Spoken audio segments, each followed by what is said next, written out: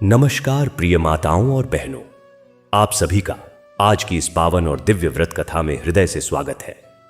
आज का यह पवित्र बृहस्पतिवार समर्पित है भगवान विष्णु को, जो अपने भक्तों के जीवन से दुख, दरिद्रता और संकटों को हर लेते हैं और उनके घर में सुख समृद्धि का वास करते हैं। माताओं और बहनों, यह केवल एक साधारण कथा नहीं है। यह एक ऐसी चमत्कारी और प्रभावशाली व्रत कथा है जिसे यदि आप पूरे मन, श्रद्धा और विश्वास के साथ सुनेंगी तो आपके जीवन की बड़ी से बड़ी बाधाएं भी दूर होने लगेंगी। कहते हैं कि जो भी इस कथा को सच्चे मन से सुनता है उसके घर में कभी अन्न और धन की कमी नहीं रहती, परिवार में प्रेम बना रहता है और हर रुका हुआ काम अपने आप बनने लगता है। इसलिए आज आपसे एक विनम्र प्रार्थना है, इस कथा को बीच में छोड़कर बिल्कुल मत जाइए, क्योंकि कई बार भगवान की कृपा उसी क्षण बरसती है जब हम पूरी श्रद्धा से अंत तक कथा को सुनते हैं। आप बस मन को शांत करें, आंखें बंद करके विष्णु भगवान विष्णु का स्मरण करें और इस दिव्य कथा में पूरी तरह डूब जाइए। कौन जानता है, आज की यह कथा आपके जीवन में वह बदलाव ले आए जिसका आप लंबे समय से इंतजार कर रही हैं। एक छोटे से गांव में एक बूढ़ी अम्मा रहती थी। न उसका कोई सहारा था, न कोई कमाने वाला, बस उसकी 2 जवान बेटियां थीं, सीधी सादी, संस्कारी, लेकिन किस्मत जैसे उनसे रूठी हुई थी। दिन रात अम्मा की आंखों में एक ही चिंता रहती, कैसे इन दोनों की शादी करूं। घर में इतना भी नहीं था कि ठीक से खाना बन सके, तो शादी की बात करना भी उसके लिए पहाड़ जैसा था। कई बार उसने गांव के लोगों से मदद मांगी, लेकिन हर बार उसे खाली हाथ लौटना पड़ा। धीरे धीरे उसकी उम्मीदें टूटने लगीं, पर एक चीज थी जो उसने कभी नहीं छोड़ी, भक्ति। उस गांव का नाम था रामपुरा। बहुत छोटा सा गांव, जहां कोई 100-150 घर रहे होंगे। चारों तरफ खेत थे, बीच में एक छोटा सा तालाब था और तालाब के किनारे एक पुराना पीपल का पेड़ था जिसकी छांव में गांव के बुजुर्ग बैठकर बातें किया करते थे। उसी गांव के एक कोने में, जहां रास्ता थोड़ा संकरा हो जाता था, एक टूटी फूटी मिट्टी की दीवारों वाला छोटा सा घर था। छत पर खपरेल थी, कुछ टूटी हुई, कुछ काई जमी हुई। दरवाजा लकड़ी का था, लेकिन उसमें भी दरारें पड़ गई थीं। आंगन में एक नीम का पेड़ था जो बरसों पुराना था और जिसकी छांव में अम्मा अपना ज्यादातर वक्त बिताती थीं। अम्मा का नाम था सावित्री। उम्र कोई 65 के आसपास। बाल पूरी तरह सफेद हो चुके थे, माथे पर झुर्रियां थीं, लेकिन आंखों में एक अजीब सी चमक थी। वो चमक जो सिर्फ उन लोगों की आंखों में होती है जिनका ईश्वर पर अटूट विश्वास होता है। जीवन ने उन्हें बहुत कुछ दिया था और बहुत कुछ छीना भी था। जब वे जवान थीं तो उनके पति रामदीन थे, मेहनती, ईमानदार इंसान। खेती करते थे, थोड़ी बहुत आमदनी होती थी, घर में हंसी थी, खुशी थी।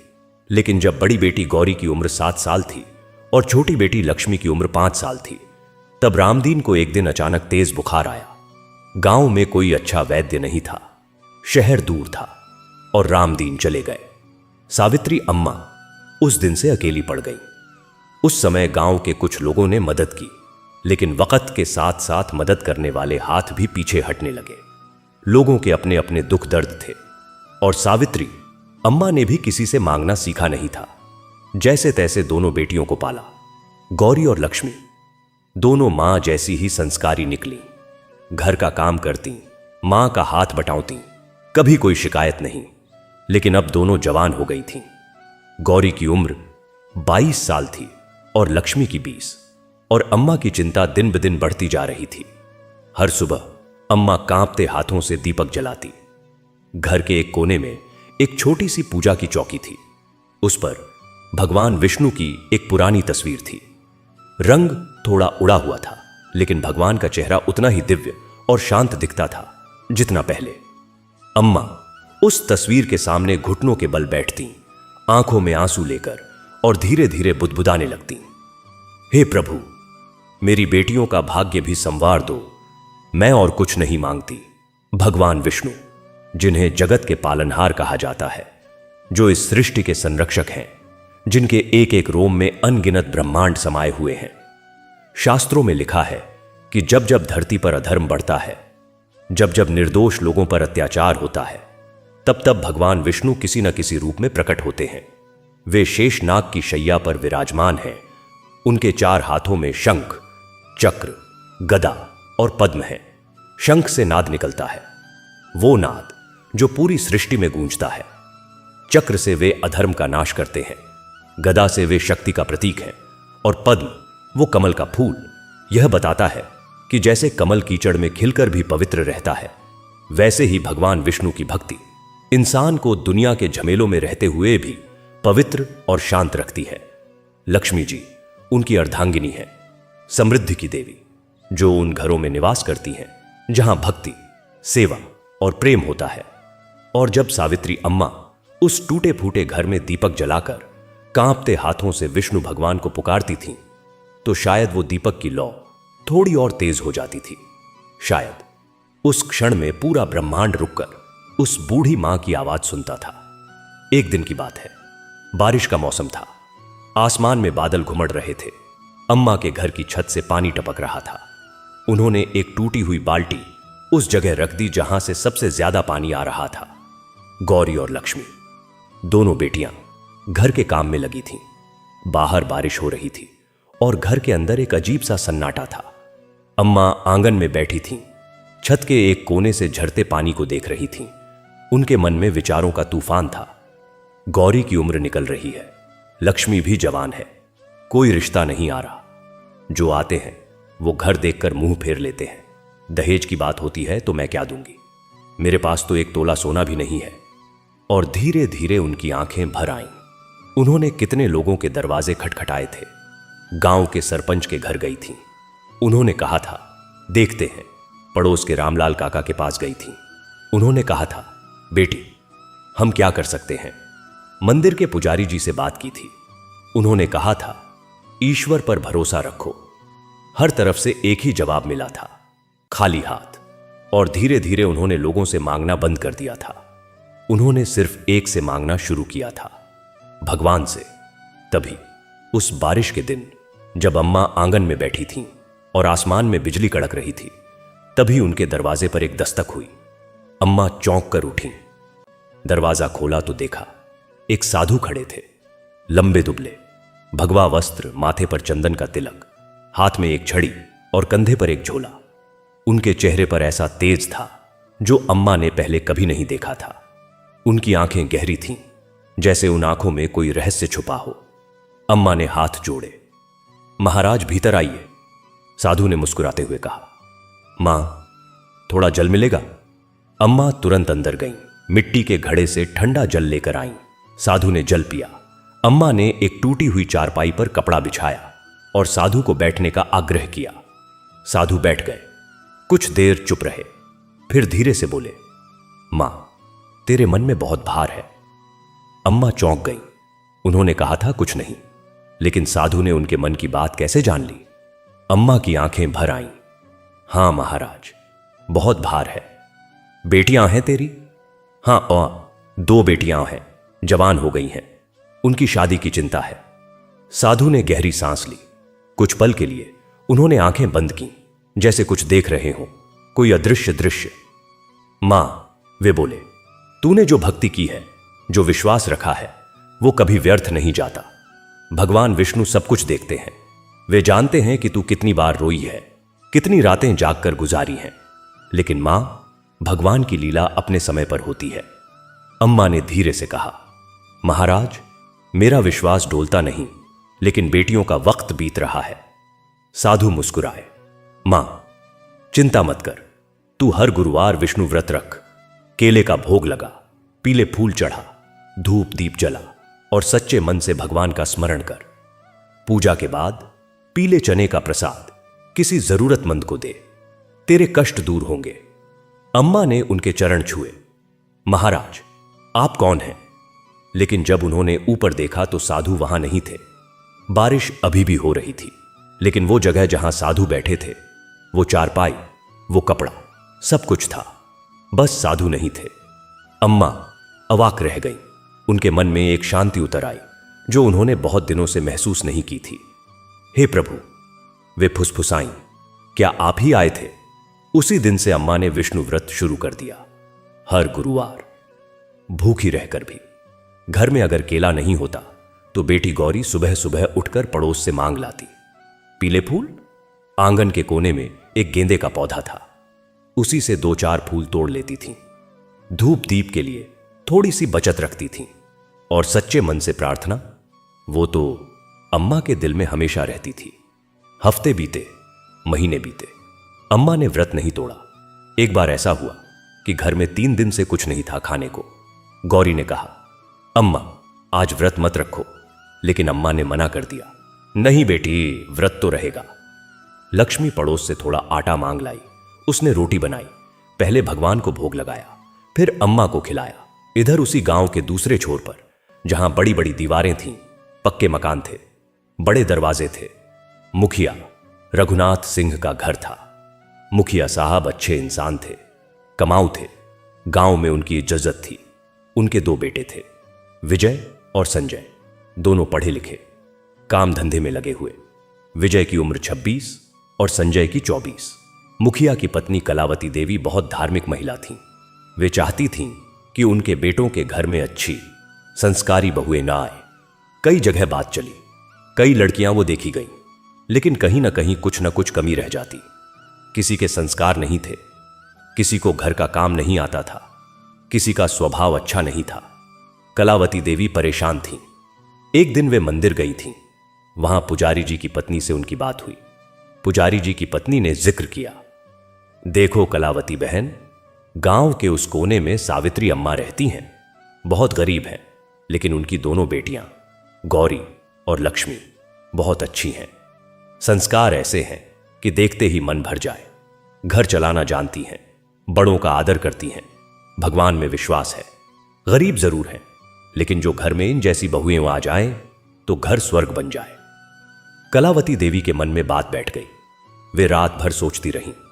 अगले दिन चुपचाप बिना किसी को बताए वे सावित्री अम्मा के घर की तरफ चल दी। रास्ते में उन्होंने देखा टूटी सड़क, छोटे छोटे घर एक दूसरे से सटे हुए, और अंत में वो मिट्टी की दीवारों वाला घर। कलावती देवी ने दरवाजा खटखटाया। दरवाजा खोला लक्ष्मी ने। कलावती देवी को देखकर वो थोड़ी हैरान हुई। मुखिया की पत्नी यहां? लेकिन उसने तुरंत हाथ जोड़े। आइए आइए, अम्मा को बुलाया गया। अम्मा आईं। कलावती देवी को देखकर उनके चेहरे पर हैरानी थी। आइए बहन, बैठिए। घर में ठीक से बैठने की जगह भी नहीं थी। गौरी जल्दी से एक चारपाई साफ करके ले आई। कलावती देवी बैठी। उन्होंने घर को देखा। गरीबी तो थी, लेकिन घर साफ सुथरा था। आंगन बुहारा हुआ था। पूजा की जगह पर दीपक जल रहा था। फूल रखे थे। एक अजीब सी पवित्रता थी उस घर में। और फिर उन्होंने गौरी और लक्ष्मी को देखा, सीधी नजर से देखा। दोनों बेटियां नजर झुकाए खड़ी थीं। गौरी ने पानी लाकर रखा। लक्ष्मी ने पूछा, अम्मा कुछ और लाऊं? कलावती देवी के दिल में कुछ हिला। इस घर में जो था वो किसी अमीर घर में नहीं था। यह संस्कार था, यह विनम्रता थी, यह सेवा भाव था। वे घर लौटी, मुखिया साहब से मिली। सुनिए, उन्होंने कहा, हमारे बेटों के लिए बहुएं मिल गईं। मुखिया साहब ने हैरानी से देखा। कहां? सावित्री अम्मा की बेटियां, गौरी और लक्ष्मी। मुखिया साहब का माथा थोड़ा सिकुड़ा। वो गरीब, उनके घर से? हां, लेकिन लोग क्या कहेंगे? मुखिया के बेटे और इतनी गरीब लड़कियां। कलावती देवी ने शांत लेकिन दृढ़ आवाज में कहा, लोग कुछ भी कहें, लेकिन मैंने वो घर देखा है, वो लड़कियां देखी हैं। हमारे बेटों को पत्नियां चाहिए जो घर संभाले, जो परिवार को जोड़कर रखें, जिनके संस्कार हों। दहेज से घर नहीं चलते, संस्कार से चलते हैं। मुखिया साहब कुछ देर चुप रहे, फिर धीरे से बोले, ठीक है, तुम्हारी बात मान लेता हूं। जब अम्मा को यह बात पता चली, जब गांव की एक औरत ने आकर बताया कि मुखिया के घर से रिश्ता आने वाला है, तो अम्मा की आंखों से आंसू बह निकले। वे सीधे पूजा की चौकी के पास गईं, भगवान विष्णु की तस्वीर के सामने घुटने टेक कर बैठ गईं और फूट फूट कर रोने लगीं। हे विष्णु प्रभु, हे जगत के पालनहार, हे लक्ष्मीपति, आपने सुन ली मेरी फरियाद। इतने सालों से मांगती रही, इतने सालों से रोती रही, आज आपने मेरी बेटियों का भाग्य बना दिया। लेकिन जब आंसू सूखे तो सामने एक और बड़ी दीवार खड़ी थी। शादी कैसे होगी? खर्चा कहां से आएगा? मुखिया के घर में बेटों की शादी मतलब पूरे गांव की शादी। बाजे गाजे, लड़की पक्ष को दावत, कपड़े, गहने, रस्में, यह सब कहां से होगा? अम्मा के पास तो घर की मरम्मत के लिए भी पैसे नहीं थे। गौरी ने मां के कंधे पर हाथ रखा। अम्मा, चिंता मत करो, भगवान ने रिश्ता दिया है तो खर्चा भी देंगे। लक्ष्मी बोली, हां अम्मा, जब पहाड़ चढ़ाया है तो उतारेंगे भी। अम्मा ने दोनों को गले लगाया। उनकी आंखें फिर भर आईं, लेकिन इस बार एक अजीब सी हिम्मत भी थी उनमें। और उसी रात जब पूरा गांव सोया हुआ था, अम्मा जागती रहीं। दीपक जल रहा था। उन्होंने पूरी रात भगवान विष्णु का नाम जपा। AUM नमो भगवते वासुदेवाय, AUM नमो भगवते वासुदेवाय। और धीरे धीरे वो रात भी बीत गई। अगले गुरुवार का दिन आया।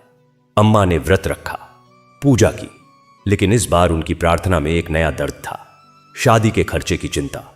उन्होंने आंखें बंद की और मन ही मन कहा, प्रभु, आपने रिश्ता दिया, अब लाज आपकी है। उसी शाम की बात है। सूरज ढल रहा था। अम्मा घर के बाहर नीम के पेड़ के नीचे बैठी थीं। तभी रास्ते से एक वृद्ध व्यक्ति गुजरा। साधारण कपड़े, पैरों में साधारण चप्पल, हाथ में एक लाठी, लेकिन उनके चेहरे पर जो शांति थी वो असाधारण थी। वृद्ध रुक गए। अम्मा को देखा, फिर मुस्कुराकर बोले, मां, सुना है तेरे घर में शादी है। अम्मा चौंकी। हां बाबा, लेकिन आप कौन हैं? बस एक राहगीर। लेकिन मां, कुछ मदद चाहिए तुझे। अम्मा की आंखें भर आईं। उन्होंने सोचा था कि मना कर देंगी, लेकिन पता नहीं क्यों उस बूढ़े के सामने उनका दिल खुल गया। उन्होंने सब बता दिया, गरीबी, शादी का रिश्ता, खर्चे की चिंता, सब कुछ। वृद्ध ने ध्यान से सुना, फिर बोले, मां, चिंता मत कर, कल सुबह जब उठे तो अपने आंगन में देखना। लेकिन वृद्ध आगे बढ़ गए। अम्मा उन्हें देखती रहीं जब तक वो मुड़ के नहीं निकल गए। रात भर अम्मा को नींद नहीं आई। कल सुबह जब उठे तो आंगन में देखना, यह शब्द उनके मन में गूंजते रहे। यह किसने कहा था? कोई साधारण राहगीर? या भोर होते होते अम्मा उठी, आंगन की तरफ गई और जो देखा उससे उनके पांव जड़ हो गए। आंगन में, उसी टूटे फूटे आंगन में सुंदर लाल और पीले रंग के वस्त्र रखे थे। एक छोटे से थाल में सोने के गहने थे, चूड़ियां, मंगलसूत्र, झुमके। एक कोने में अनाज की बोरियां रखी थीं, चावल, दाल, गेहूं और शादी का सारा सामान, हल्दी, कुमकुम, नारियल, सुपारी, सब कुछ। अम्मा कांपने लगी। उनके हाथ पांव थरथरा रहे थे। उन्होंने आसमान की तरफ देखा। आसमान में सुबह की पहली रोशनी फैल रही थी। हे विष्णु प्रभु, उनकी आवाज टूट गई। ये आपकी ही लीला है, आप ही आए थे, आप ही। वे धरती पर बैठ गईं, जमीन पर, और फूट फूट कर रो पड़ी। इस बार के आंसू दुख के नहीं थे, ये कृतज्ञता के आंसू थे। ये उस मां के आंसू थे जिसने जीवन भर भगवान पर विश्वास रखा था और आज उस विश्वास को सच होते देख रही थी। गौरी और लक्ष्मी दोनों बेटियां बाहर निकली। मां को यूं देखकर घबरा गईं। अम्मा, क्या हुआ? अम्मा ने कुछ नहीं कहा, बस हाथ उठाकर आंगन की तरफ इशारा किया। दोनों बेटियों ने देखा। दोनों की आंखें चौड़ी हो गईं। गौरी के हाथ माथे पर चले गए। लक्ष्मी ने हाथ जोड़ लिए। भगवान ने सुन ली, भगवान ने सुन ली। यह खबर पूरे गांव में जंगल की आग की तरह फैल गई। जो अम्मा कल तक एक एक दाने को तरस रही थीं, आज उनके आंगन में समृद्धि थी। लोग हैरान थे। कुछ लोगों ने कहा, यह कैसे हुआ? कुछ ने कहा, भगवान की कृपा है। और कुछ ऐसे भी थे जो सिर्फ देखते रहे, चुप रहे। लेकिन जो हो गया था वो हो गया था। शादी की तैयारियां शुरू हुईं। मुखिया के घर से भी मदद आई। कलावती देवी खुद आईं। उन्होंने अम्मा को गले लगाया। बहन, तेरी बेटियां मेरे घर की रोशनी बनेंगी। शादी का दिन आया। पूरे गांव में खुशी थी। बाजे बजे, गाने हुए, हल्दी की रस्म हुई, मेहंदी लगी। दोनों बेटियों को दुल्हन बनाया गया, लाल पीले कपड़ों में, गहनों से सजे हुए। गौरी की शादी विजय से हुई और लक्ष्मी की शादी संजय से। विदाई के समय अम्मा की आंखों से आंसू बह रहे थे। दोनों बेटियां मां के पांवों में गिर पड़ी। अम्मा, आशीर्वाद दो। अम्मा ने कांपते हाथों से दोनों के सिर पर हाथ फेरा। जाओ बेटियां, खुश रहो, भगवान का नाम मत भूलना, जहां जाओ वहां भक्ति की लौ जलाए रखना। और डोली उठ गई। उस रात अम्मा के घर में सन्नाटा था, लेकिन वो सन्नाटा दुखी नहीं था। अम्मा दीपक के सामने बैठी थीं, मुस्कुरा रही थीं। प्रभु, आपका बहुत बहुत शुक्रिया। अब कथा का नया अध्याय शुरू होता है। मुखिया के घर में दोनों बहुएं आ गईं। बड़ा घर, आरामदायक जीवन, अच्छे लोग। शुरू में सब कुछ ठीक था। दोनों बहुएं घर के काम में हाथ बटातीं, सास ससुर का आदर करतीं, पतियों की सेवा करतीं। लेकिन धीरे धीरे दोनों बहुओं के स्वभाव का अंतर सामने आने लगा। बड़ी बहू गौरी स्वभाव से व्यावहारिक थी। वह चाहती थी कि घर अच्छे से चले, खर्चा पानी हो, सुविधाएं हो, इसमें कोई बुराई नहीं थी। लेकिन धीरे धीरे उसका मन भक्ति से हटने लगा। पहले वह भगवान की पूजा करती थी, लेकिन अब कभी कभी छोड़ देती। पहले सास ससुर की सेवा करती थी, लेकिन अब कभी कभी झुंझलाहट आ जाती। पहले पति के साथ प्रेम था, अब कभी कभी छोटी छोटी बातों पर झगड़ा। छोटी बहू लक्ष्मी, उसका स्वभाव बिल्कुल अलग था। वह भी घर का काम करती थी, लेकिन उसका मन हमेशा भक्ति में रमा रहता था। हर गुरुवार को वह विष्णु व्रत रखती, बिल्कुल अपनी मां की तरह। सुबह उठकर पूजा करती, घर में दीपक जलाती। सास ससुर की सेवा में उसे कभी थकान नहीं होती। पति संजय जब घर आते तो लक्ष्मी के हाथ की बनी चाय पीकर कहते, इसमें क्या डालती हो, बहुत अच्छी लगती है। लक्ष्मी मुस्कुराकर कहती, प्रभु का नाम। कलावती देवी यह सब देख रही थीं। उनका मन लक्ष्मी की तरफ खिंचता जा रहा था। इसलिए नहीं कि वो पक्षपात करती थीं, बल्कि इसलिए कि लक्ष्मी के आसपास एक अलग ही शांति थी। महीने बीते और धीरे धीरे एक अजीब बात होने लगी। जहां लक्ष्मी का हाथ लगता वहां बरकत आती। उसने घर के आंगन में एक छोटा सा बगीचा लगाया। फूल खिलने लगे। उसने रसोई संभाली, खाना स्वादिष्ट होने लगा। उसने घर की पूजा नियमित की। घर में एक शांति आ गई।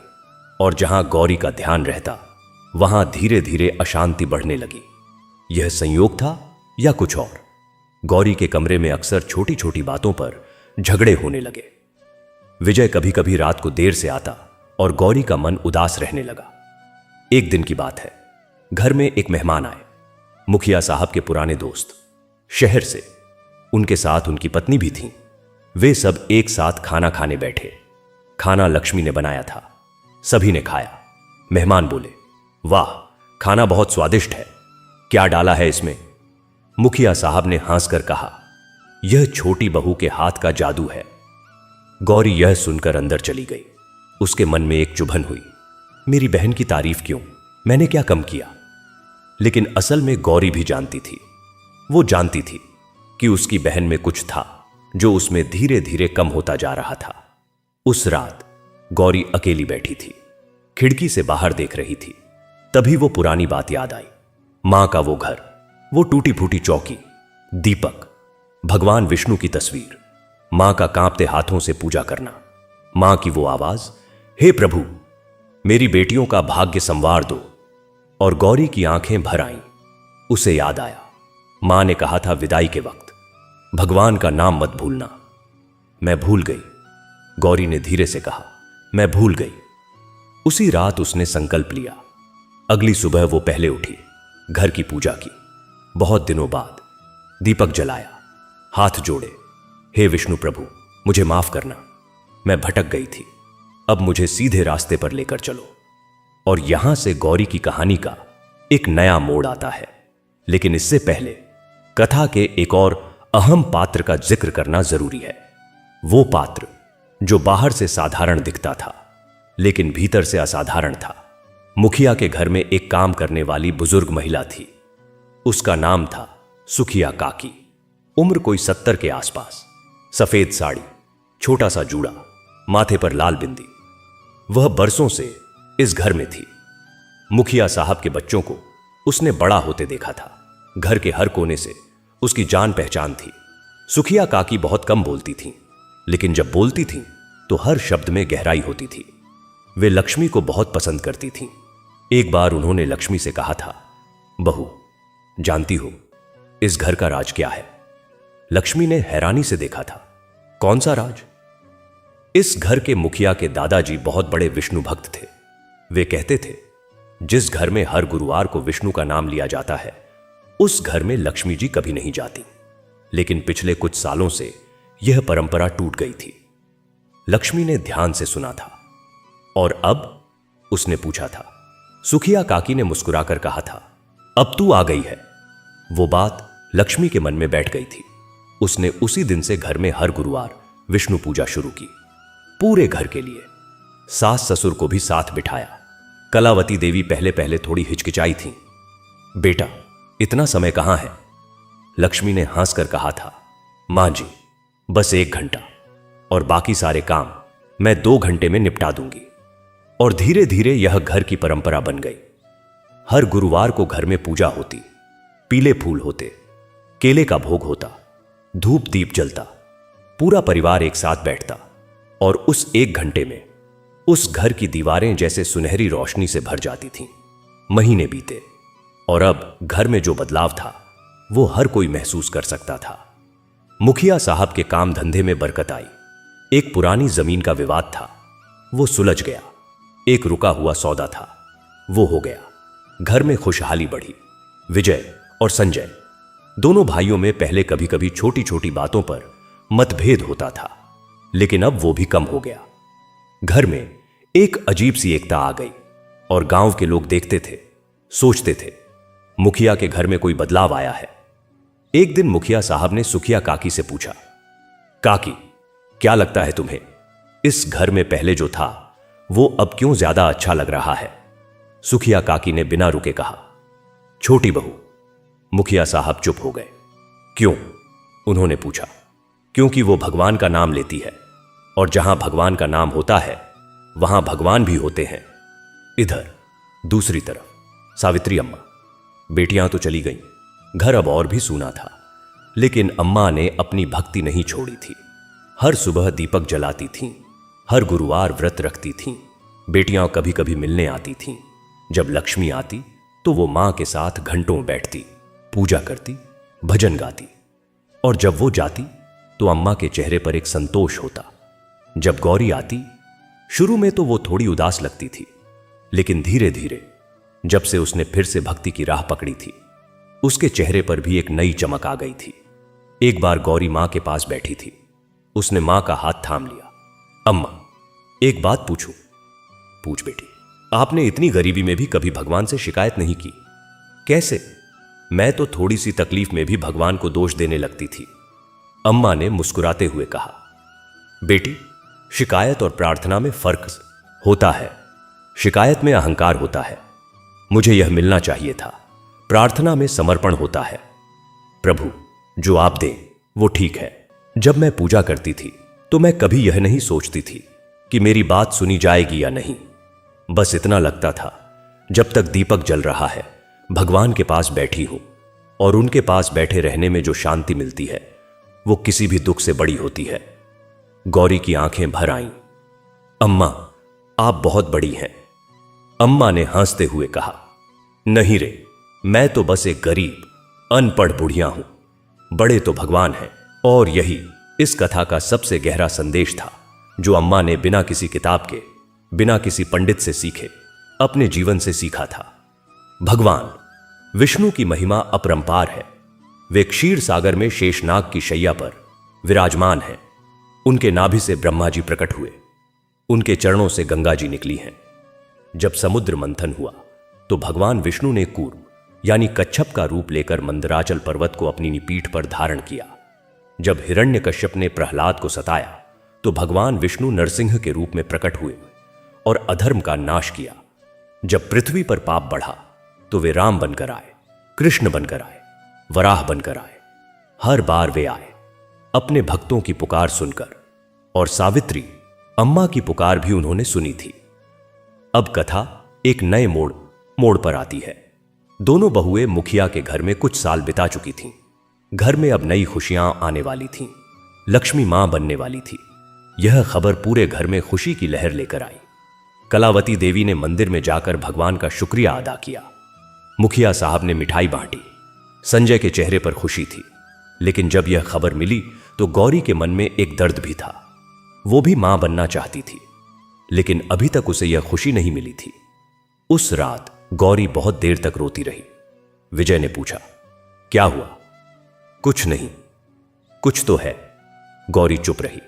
विजय ने धीरे से कहा, गौरी, तू बहुत कुछ अंदर ही अंदर रखती है, कभी कभी बाहर निकालना भी जरूरी होता है। गौरी ने रोते हुए कहा, मैं भी मां बनना चाहती हूं, लेकिन मुझे डर लगता है, कहीं मेरी किस्मत में यह है ही नहीं। विजय ने उसे गले लगाया, ऐसा मत सोच, भगवान सबका ख्याल रखते हैं। विजय, मुझे एक काम करना है। क्या? मैं अम्मा के पास जाना चाहती हूं। मां के पास? विजय ने हां कर दी। अगले दिन गौरी अपनी मां सावित्री अम्मा के घर गई। उस टूटे फूटे घर में, उस नीम के पेड़ के नीचे मां ने देखा, गौरी की आंखें सूजी हुई थीं। क्या हुआ बेटी? गौरी मां के गले लग गई। अम्मा, मुझे भगवान विष्णु का व्रत करना है, बताओ कैसे करते हैं? अम्मा की आंखें भर आईं। उन्होंने गौरी के सिर पर हाथ फेरा। बेटी, व्रत सिर्फ भूखे रहने का नाम नहीं है। व्रत का मतलब है मन, वचन और कर्म से भगवान की शरण में जाना। जो मांगो वो भगवान को समर्पित करके मांगो, और जो मिले, चाहे जो भी मिले, उसे भगवान का प्रसाद मानकर स्वीकार करो। लेकिन अम्मा, मुझे डर लगता है। डर मत। भगवान विष्णु के बारे में एक बात जानती है, वे भक्तवत्सल हैं, यानी वे अपने भक्तों से उतना ही प्रेम करते हैं जितना एक मां अपने बच्चों से करती है, और एक मां अपने बच्चे की पुकार कभी अनसुनी नहीं करती। गौरी ने मां को देखा। मां की आंखों में एक दिव्य शांति थी। ठीक है अम्मा, मैं हर गुरुवार व्रत रखूंगी। बस इतना काफी नहीं, एक काम और कर। हर गुरुवार को सुबह उठकर पूजा से पहले किसी एक जरूरतमंद को कुछ न कुछ दे, चाहे एक रोटी हो, चाहे एक मुट्ठी अनाज। भगवान विष्णु को सेवा बहुत पसंद है। ठीक है अम्मा, और एक बात। क्या? जब भगवान से मांगो तो सिर्फ अपने लिए मत मांगो, पहले उन सब के लिए मांगो जिन्हें तुमसे भी ज्यादा जरूरत है। जब दूसरों के लिए मांगते हैं तो भगवान अपने आप हमारा भी ख्याल रख लेते हैं। यह बात गौरी के दिल में उतर गई। वह घर लौटी, बदली हुई, जैसे कहीं से एक नई रोशनी लेकर आई हो। उसी दिन से गौरी ने भी हर गुरुवार व्रत रखना शुरू किया। हर सुबह वो पड़ोस की एक बूढ़ी औरत को, जो अकेली रहती थी, खाना पहुंचाती। हर गुरुवार को एक जरूरतमंद को कुछ न कुछ देती, और धीरे धीरे उसके मन की बेचैनी कम होने लगी। उधर लक्ष्मी के घर में नई खुशी आने वाली थी। 9 महीने बाद लक्ष्मी ने एक बेटे को जन्म दिया। पूरा घर खुशी से भर गया। बच्चे का नाम रखा गया विष्णुप्रिय। कलावती देवी रो पड़ी खुशी के आंसुओं से, और सावित्री अम्मा को जब पता चला, वो भी दौड़ी दौड़ी आईं। उन्होंने नवजात शिशु को देखा, गोल गोल आंखें, छोटे छोटे हाथ। उन्होंने बच्चे के माथे पर हल्के से चुंबन किया। भगवान विष्णु की कृपा है। अब कथा एक और मोड़ पर आती है। यह वो मोड़ है जहां कथा में एक नया संकट आता है, क्योंकि जीवन में, जैसे शास्त्रों में कहा गया है, भगवान अपने भक्तों की परीक्षा लेते रहते हैं। इसलिए नहीं कि वे संदेह करते हैं, बल्कि इसलिए कि परीक्षा से गुजरकर भक्त और मजबूत होते हैं, और उनका विश्वास और गहरा होता है। गांव में उस साल एक बड़ी मुसीबत आई। बारिश नहीं हुई, खेत सूखने लगे, कुआं उथला होने लगा, अनाज की कमी होने लगी। गांव के लोग परेशान थे। मुखिया साहब पर भी दबाव था। उनके खेत भी सूख रहे थे। काम धंधा ठंडा पड़ने लगा। घर में चिंता बढ़ने लगी। एक दिन मुखिया साहब ने घर में आकर कहा, इस साल बड़ा नुकसान होगा। कलावती देवी का मन घबरा गया। विजय और संजय भी परेशान थे, और इसी परेशानी के बीच एक और बात हुई। गांव में एक ओझा आया, लंबा चौड़ा, काले कपड़े, माथे पर अजीब से निशान। उसने गांव में यह बात फैला दी, किसी के घर में बुरी शक्ति है, इसीलिए गांव पर आफत आई है। लोगों में डर फैलने लगा, और उस ओझा ने पता नहीं किसके कहने पर यह बात कह दी, वो नई बहू जो मुखिया के घर आई है, उसकी नजर है। यह बात जब लक्ष्मी के कानों में पड़ी तो वो हैरान रह गई। मेरी नजर? सुखिया काकी ने उसे बताया। लक्ष्मी के चेहरे पर दुख था, लेकिन घबराहट नहीं। उसने शांत आवाज में कहा, काकी, भगवान विष्णु पर भरोसा है, जो सच है वो सामने आएगा। गौरी को जब पता चला तो वो गुस्से में आ गई। यह झूठ है, मेरी बहन पर इल्जाम। लेकिन लक्ष्मी ने उसे रोका। दीदी, गुस्से से कुछ नहीं होता, भगवान पर छोड़ दो। मुखिया साहब भी इस बात को लेकर असमंजस में थे। कलावती देवी का मन थोड़ा डगमगाया। उन्होंने संजय से कहा, बेटा कुछ पूछताछ करो। संजय ने अपनी पत्नी लक्ष्मी को देखा। उसे अपनी पत्नी पर पूरा विश्वास था, लेकिन मां की बात भी अनसुनी नहीं कर सकता था। वो रात बहुत कठिन थी। लक्ष्मी रात भर जागती रही। उसने भगवान विष्णु की छोटी सी तस्वीर को, जो वो अपनी मां के घर से लेकर आई थी, हाथ में थाम कर रखा। प्रभु, आप जानते हैं, आप सब देखते हैं, मेरी लाज आपके हाथ है। अगले दिन सुबह गांव के पीपल के पेड़ के नीचे पंचायत बैठी। ओझा भी वहां था और तभी एक बड़ा चमत्कार हुआ। उसी ओझा के बारे में एक राहगीर ने गांव में आकर बताया, यह आदमी ठग है।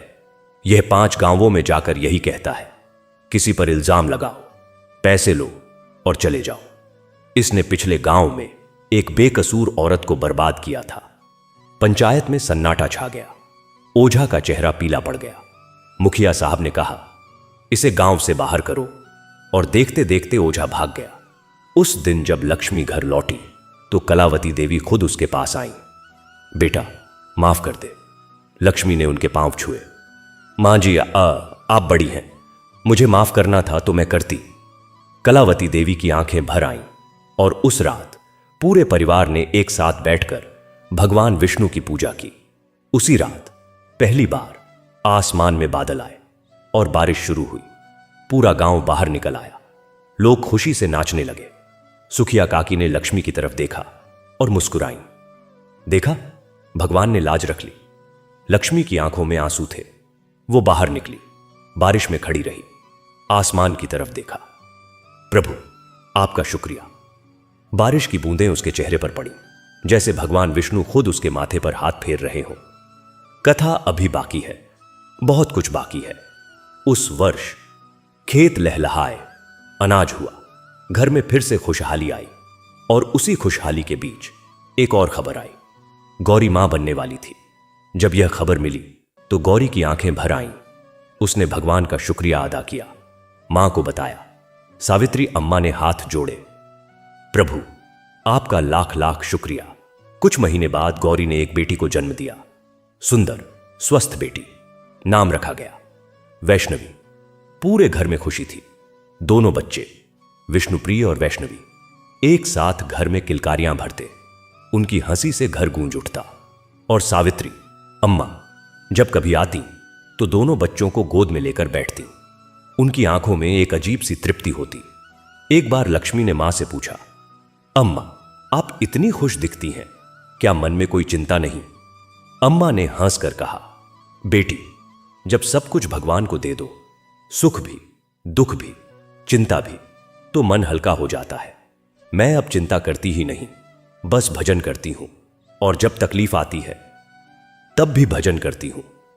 लक्ष्मी ने मां का हाथ थाम लिया। दोनों चुप रहीं। कुछ देर के लिए वो चुप्पी बहुत कुछ कह रही थी। अब गांव में एक और बदलाव हो रहा था। सावित्री अम्मा की भक्ति की कहानी, जो पहले सिर्फ उनके घर तक सीमित थी, अब पूरे गांव में फैलने लगी थी। लोग जानते थे कि उस बुढ़िया की भक्ति ने उनकी बेटियों की जिंदगी बदल दी। कई महिलाएं आने लगीं। अम्मा, हमें भी बताओ विष्णु व्रत के बारे में। अम्मा हर किसी को बताती थीं, बहुत सरल शब्दों में। भगवान विष्णु को पीला रंग बहुत पसंद है। पीले फूल, पीले कपड़े, केले का भोग, ये सब भगवान को प्रसन्न करते हैं। गुरुवार का दिन विष्णु जी का दिन है। उस दिन व्रत रखो, उनका नाम जपो, किसी को कुछ दो, और देखो कैसे भगवान आपका ख्याल रखते हैं। धीरे धीरे पूरे गांव में हर गुरुवार को विष्णु पूजा होने लगी। गांव में एक पुराना मंदिर था, जीर्ण शीर्ण, उपेक्षित। उसकी दीवारें टूट रही थीं, छत जर्जर हो गई थी। कोई ध्यान नहीं देता था। एक दिन सावित्री अम्मा उस मंदिर के सामने खड़ी थीं। उन्होंने भगवान विष्णु की उस पुरानी मूर्ति को देखा, जो उस टूटे मंदिर में भी अपनी जगह डटी हुई थी। उनके मन में एक विचार आया। अगले दिन उन्होंने गांव की महिलाओं को बुलाया। देखो बहनों, हमारे गांव के भगवान का मंदिर टूटा हुआ है, क्या हम सब मिलकर इसे ठीक नहीं कर सकते? पहले लोगों ने कहा। पैसे कहां हैं? अम्मा ने कहा। एक एक ईंट से मकान बनता है, एक एक पैसे से काम चलता है, जो जितना दे सके दे। और यहां से शुरू हुआ एक नया काम। मुखिया साहब को पता चला, उन्होंने भी मदद करने की बात कही। कलावती देवी ने भी। गांव के कई लोग जुड़े। धीरे धीरे मंदिर की मरम्मत शुरू हुई। और जब मंदिर बनकर तैयार हुआ, जब उस पर नई छत आई, नई दीवारें बनी, भगवान विष्णु की मूर्ति को नए वस्त्र पहनाए गए, नया दीपक जलाया गया, तो पूरे गांव में एक उत्सव था। उस दिन सावित्री अम्मा मंदिर की सीढ़ियों पर बैठी थीं, हाथ जोड़े हुए, आंखें बंद, होठों पर एक शांत मुस्कान। कोई नहीं जानता था, लेकिन शायद उस क्षण भगवान विष्णु ने उस बूढ़ी मां को देखकर मुस्कुराए होंगे, क्योंकि भक्ति ऐसी ही होती है। न वो शोर करती है, न दिखावा, बस जलती रहती है, एक छोटे दीपक की तरह। और उस छोटे दीपक की रोशनी में पूरा जहां रोशन होता है। यह कथा यहां भी खत्म नहीं हुई। कथा आगे भी है, बहुत आगे, क्योंकि जब भक्ति की नींव पड़ जाती है तो उस पर बनने वाली इमारत कभी नहीं गिरती। दोनों बच्चे, विष्णुप्रिय और वैष्णवी, बड़े हो रहे थे और दोनों घर के माहौल में भक्ति का संस्कार ले रहे थे। विष्णुप्रिय, लक्ष्मी का बेटा, बचपन से ही भगवान में रुचि रखता था। जब वो 3 साल का था तो एक बार अपनी मां के साथ पूजा में बैठा। उसने छोटे छोटे हाथ जोड़े और आंखें बंद कर लीं। उसकी दादी कलावती देवी ने देखा और उनकी आंखें भर आईं। वैष्णवी, गौरी की बेटी, बहुत हंसमुख थी। वो हर जगह खिलखिलाती रहती, लेकिन जब भी पूजा होती वो चुपचाप पास आकर बैठ जाती, जैसे पूजा का माहौल उसे खींचता हो। एक बार दोनों बच्चे थोड़े बड़े हो गए थे। दोनों ने मिलकर अपनी दादी सावित्री अम्मा से पूछा, नानी अम्मा, भगवान कहां रहते हैं? अम्मा ने दोनों को पास बिठाया। भगवान विष्णु, वो क्षीर सागर में रहते हैं, दूध के समुद्र में, शेषनाग की शैया पर।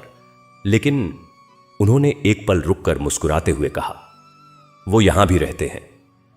कहां? विष्णुप्रिय ने पूछा। अम्मा ने उसके सीने की तरफ इशारा किया। यहां, दिल में। जब तुम सच बोलते हो, भगवान वहां होते हैं। जब तुम किसी की मदद करते हो, भगवान वहां होते हैं। जब तुम मां बाप का आदर करते हो, भगवान वहां होते हैं। दोनों बच्चे बहुत ध्यान से सुन रहे थे। और जब हम बुरा करते हैं? वैष्णवी ने पूछा। अम्मा बोली, तब भगवान वहां से चले नहीं जाते, बस दरवाजा बंद हो जाता है। और जब हम माफी मांगते हैं, अच्छा करते हैं, दरवाजा फिर खुल जाता है। यह सुनकर विष्णुप्रिय ने कहा, नानी अम्मा, तुम्हारे दिल का दरवाजा तो हमेशा खुला रहता है। अम्मा हंस पड़ी खिलखिलाकर। बेटा, यही तो मैं चाहती हूं कि तुम सब भी ऐसे ही रहो। अब कथा के उस हिस्से पर आते हैं जो शायद सबसे महत्वपूर्ण है।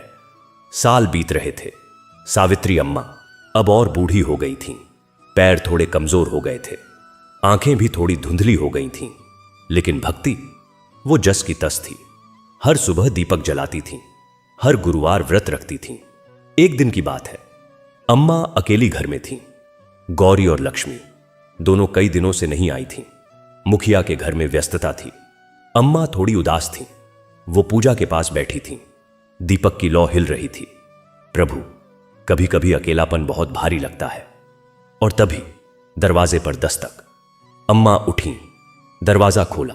बाहर गौरी और लक्ष्मी दोनों खड़ी थीं। विष्णुप्रिय और वैष्णवी, दोनों बच्चे भी। अम्मा, दोनों बेटियां एक साथ बोली। अम्मा की आंखें भर आईं। तुम आ गई? हां अम्मा, पता नहीं क्यों आज अचानक दिल में बहुत बेचैनी हुई। लगा अम्मा को देखना है। अम्मा मुस्कुराईं। भगवान ने भेजा। और फिर वो पांचों उस छोटे से घर में बैठ गए, उसी टूटे फूटे आंगन में, नीम के पेड़ के नीचे।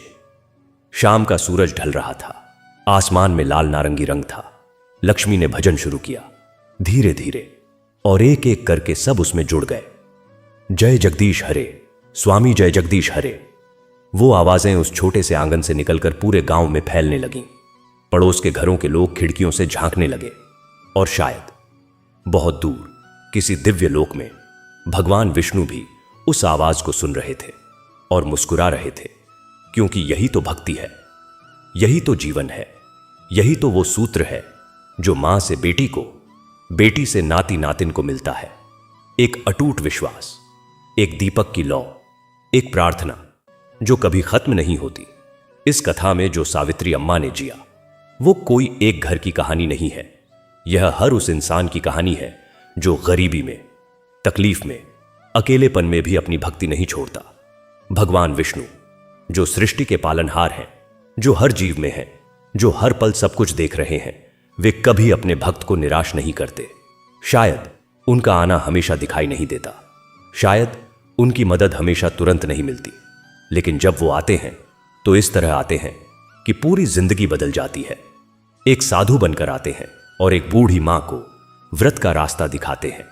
एक वृद्ध बनकर आते हैं और एक टूटे आंगन को समृद्धि से भर देते हैं। एक राहगीर बनकर आते हैं और एक बेकसूर बहू की लाज बचाते हैं। एक बेचैनी बनकर आते हैं और एक मां के पास उसकी बेटियों को भेज देते हैं। वे हर रूप में आते हैं, हर रूप में। बस जरूरत है पहचानने की, और पहचानने के लिए दिल साफ होना चाहिए, दिल में भक्ति होनी चाहिए। सावित्री अम्मा का दिल साफ था, इसीलिए उन्होंने भगवान को हर रूप में पहचाना।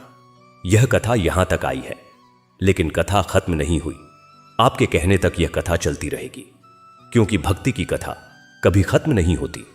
अब उस गांव में एक और नया अध्याय शुरू हो रहा था।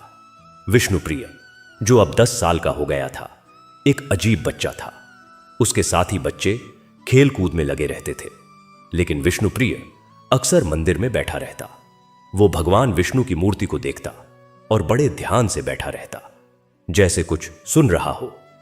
एक बार उसकी मां लक्ष्मी उसे ढूंढती हुई मंदिर आई। विष्णुप्रिय, यहां क्या कर रहे हो इतनी देर से? मां, भगवान से बातें कर रहा था। लक्ष्मी रुक गई। क्या बातें? यही कि मैं बड़ा होकर क्या करूं। भगवान ने कहा, जो काम दूसरों के काम आए वो करो। लक्ष्मी की आंखें भर आईं। उसे याद आया उसकी नानी अम्मा की बात। जब दूसरों के लिए मांगते हैं तो भगवान अपने आप हमारा भी ख्याल रख लेते हैं। यह संस्कार जो सावित्री अम्मा से लक्ष्मी को मिला था, वो अब विष्णुप्रिय में उतर रहा था, एक नदी की तरह जो पीढ़ी दर पीढ़ी बहती है। और उसी समय वैष्णवी, जो गौरी की बेटी थी, भी कुछ अलग ही थी। वो पढ़ने में बहुत तेज थी। उसे पाठशाला में सबसे आगे की जगह मिलती थी। एक बार उसकी गुरुजी ने उससे पूछा, वैष्णवी, तू इतना अच्छा क्यों पढ़ती है? वैष्णवी ने बड़े आत्मविश्वास से कहा, क्योंकि हर सुबह पढ़ने से पहले मां भगवान का नाम लेती है और कहती है, भगवान विद्या देते हैं जब हम सच्चे मन से मांगते हैं। गुरुजी ने मुस्कुराते हुए सिर हिलाया। अब उस गांव में, जहां एक समय सूखा था, अकाल था, ओझे का डर था, अब एक नई रोशनी थी। मंदिर बन गया था। हर गुरुवार पूजा होती थी। गांव के लोग एक साथ बैठते थे। महिलाएं भजन गाती थीं, बच्चे सुनते थे, और इस सब के केंद्र में थीं सावित्री अम्मा, वो बूढ़ी, कांपते हाथों वाली, सफेद बालों वाली अम्मा, जिन्होंने कभी हार नहीं मानी, जिन्होंने कभी भगवान से शिकायत नहीं की, जिनका दीपक कभी नहीं बुझा। एक दिन शाम के वक्त मुखिया के बेटे संजय ने अपनी पत्नी लक्ष्मी से कहा, लक्ष्मी, जानती हो, कभी कभी मैं सोचता हूं हमारे घर में जो बरकत है, जो खुशहाली है, उसका असली कारण क्या है? लक्ष्मी ने उसे देखा। क्या लगता है? अम्मा, तेरी मां, उनकी भक्ति।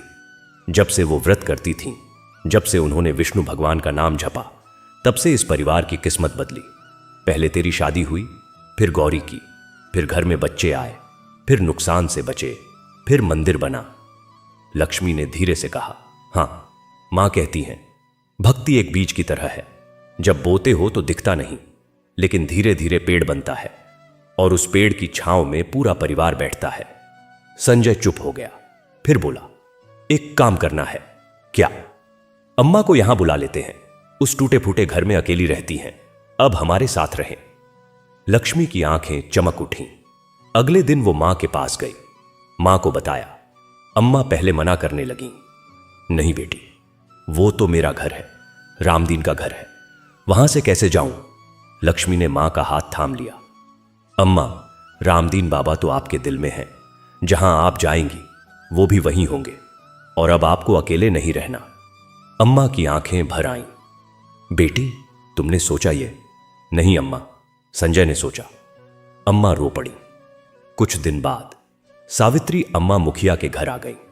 उनके साथ बस एक चीज आई, वो पुरानी तस्वीर, भगवान विष्णु की, थोड़ी पुरानी, रंग उड़ा हुआ, लेकिन वो तस्वीर जो उनकी जिंदगी की सबसे बड़ी थाती थी। घर में एक नए कमरे में उस तस्वीर को रखा गया। पूजा की चौकी सजाई गई, और उस रात, पहली रात, अम्मा ने उस नए कमरे में, उस नई पूजा की चौकी के सामने, वही पुरानी तस्वीर के सामने दीपक जलाया, कांपते हाथों से। वही पुरानी आदत, और आंखों में आंसू, लेकिन इस बार के आंसू पूरी तरह कृतज्ञता के थे। प्रभु, आपने बहुत कुछ दिया, इससे ज्यादा क्या मांगू। उस रात जब सावित्री अम्मा मुखिया के घर आ गई तो पूरे घर में एक अलग ही ऊर्जा आ गई, जैसे किसी घर में कोई पुराना दीपक नए सिरे से जल उठे। कलावती देवी ने खुद अम्मा का स्वागत किया, उनके पांव धोए, उन्हें सम्मान से बिठाया। घर का हर कोना जैसे उस बुजुर्ग मां की उपस्थिति से रोशन हो गया। लेकिन इस कथा में अब एक नया अध्याय खुलने वाला था, एक ऐसा अध्याय जो सावित्री अम्मा की दोनों बेटियों, गौरी और लक्ष्मी, के जीवन की असली गहराई को सामने लाने वाला था। क्योंकि एक मां की भक्ति की थाती जब बेटियों को मिलती है तो वो थाती उनके जीवन में कैसे काम आती है, यह देखना बाकी था। गौरी, जो अम्मा की बड़ी बेटी थी, अब मुखिया के बड़े बेटे विजय की पत्नी थी। उसके आने के कुछ साल बाद जब वैष्णवी का जन्म हुआ था तो घर में खुशी आई थी। लेकिन जीवन सिर्फ खुशियों का नाम नहीं होता, और गौरी का जीवन, जो बाहर से देखने में ठीक ठाक लग रहा था, उसके भीतर एक धीमी धीमी आग सुलग रही थी जो एक दिन बड़ी लौ बनने वाली थी। विजय, मुखिया रघुनाथ सिंह का बड़ा बेटा, स्वभाव से मेहनती था। वो खेती बाड़ी संभालता था, साथ ही शहर में एक छोटा सा कारोबार भी था। काम के सिलसिले में उसे अक्सर शहर जाना पड़ता था। पहले पहले वो शाम को लौट आता था, लेकिन धीरे धीरे शहर में रुकने के दिन बढ़ने लगे। एक रात, 2 रात, कभी कभी 3-3 दिन। गौरी पूछती, कब आओगे? विजय कहता, काम है, जल्दी आऊंगा। और वो जल्दी कभी कभी हफ्तों में बदल जाती। शुरू में गौरी ने इसे अनदेखा किया।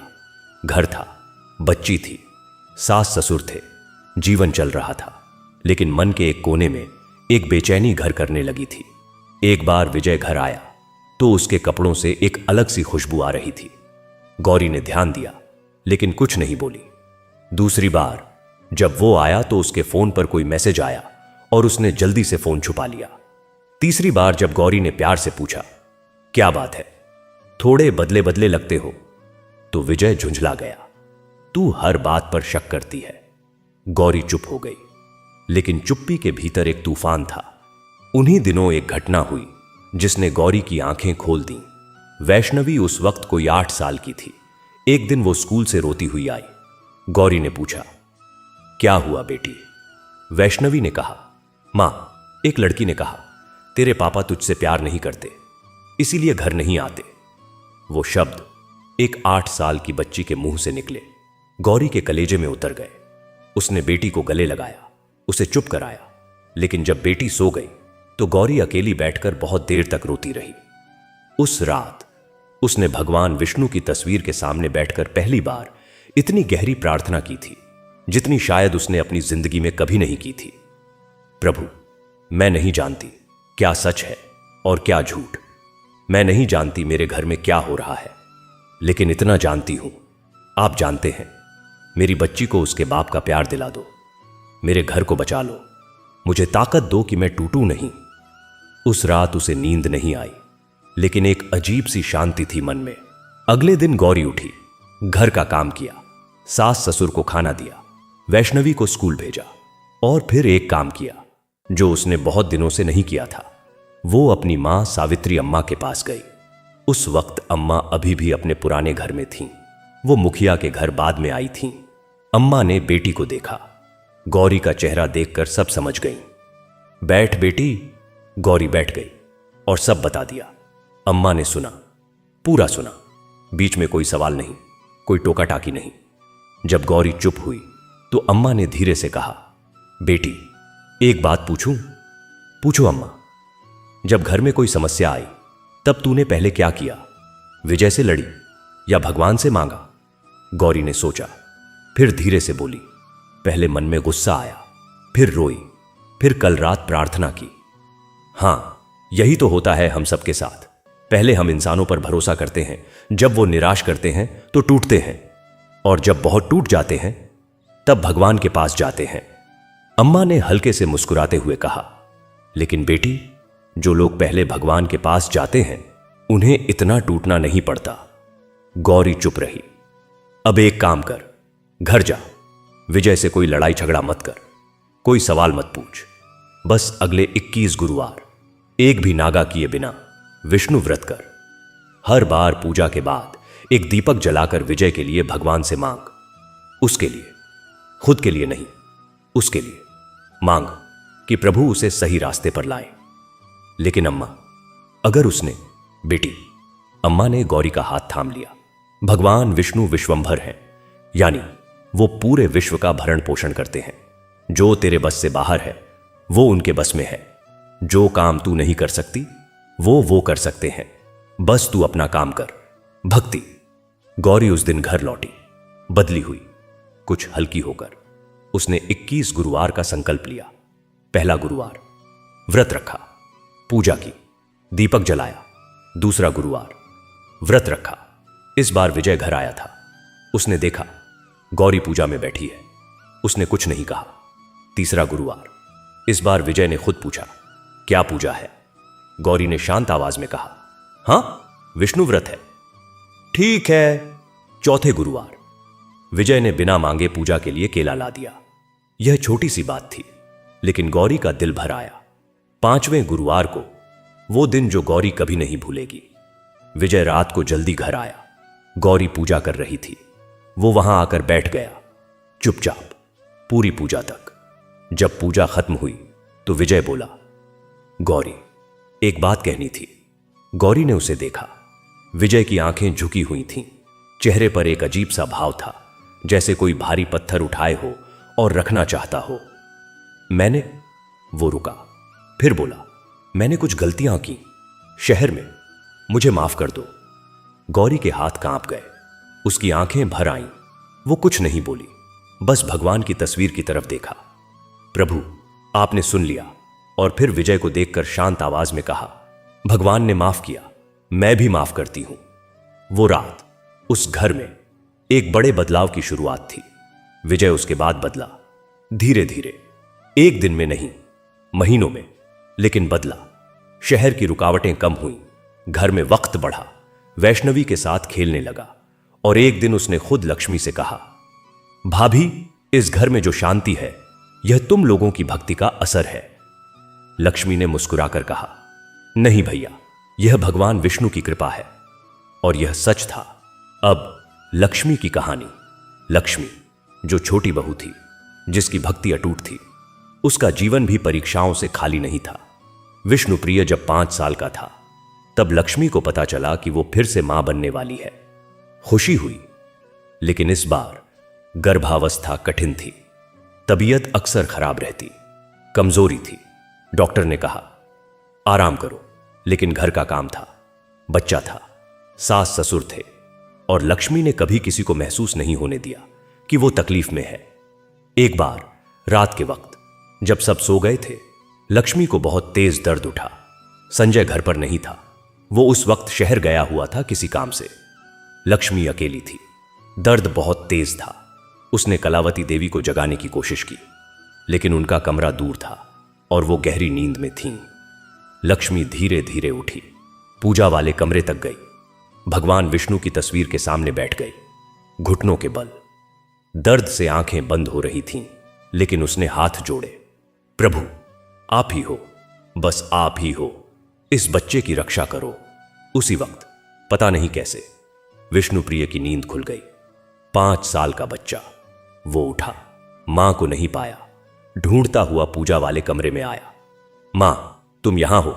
क्या हुआ? बेटा, दादी को जगा, जल्दी। विष्णुप्रिय दौड़ा, कलावती देवी को जगाया। कलावती देवी आईं, पड़ोस के वैद्य को बुलाया गया। कुछ दवाएं दी गईं।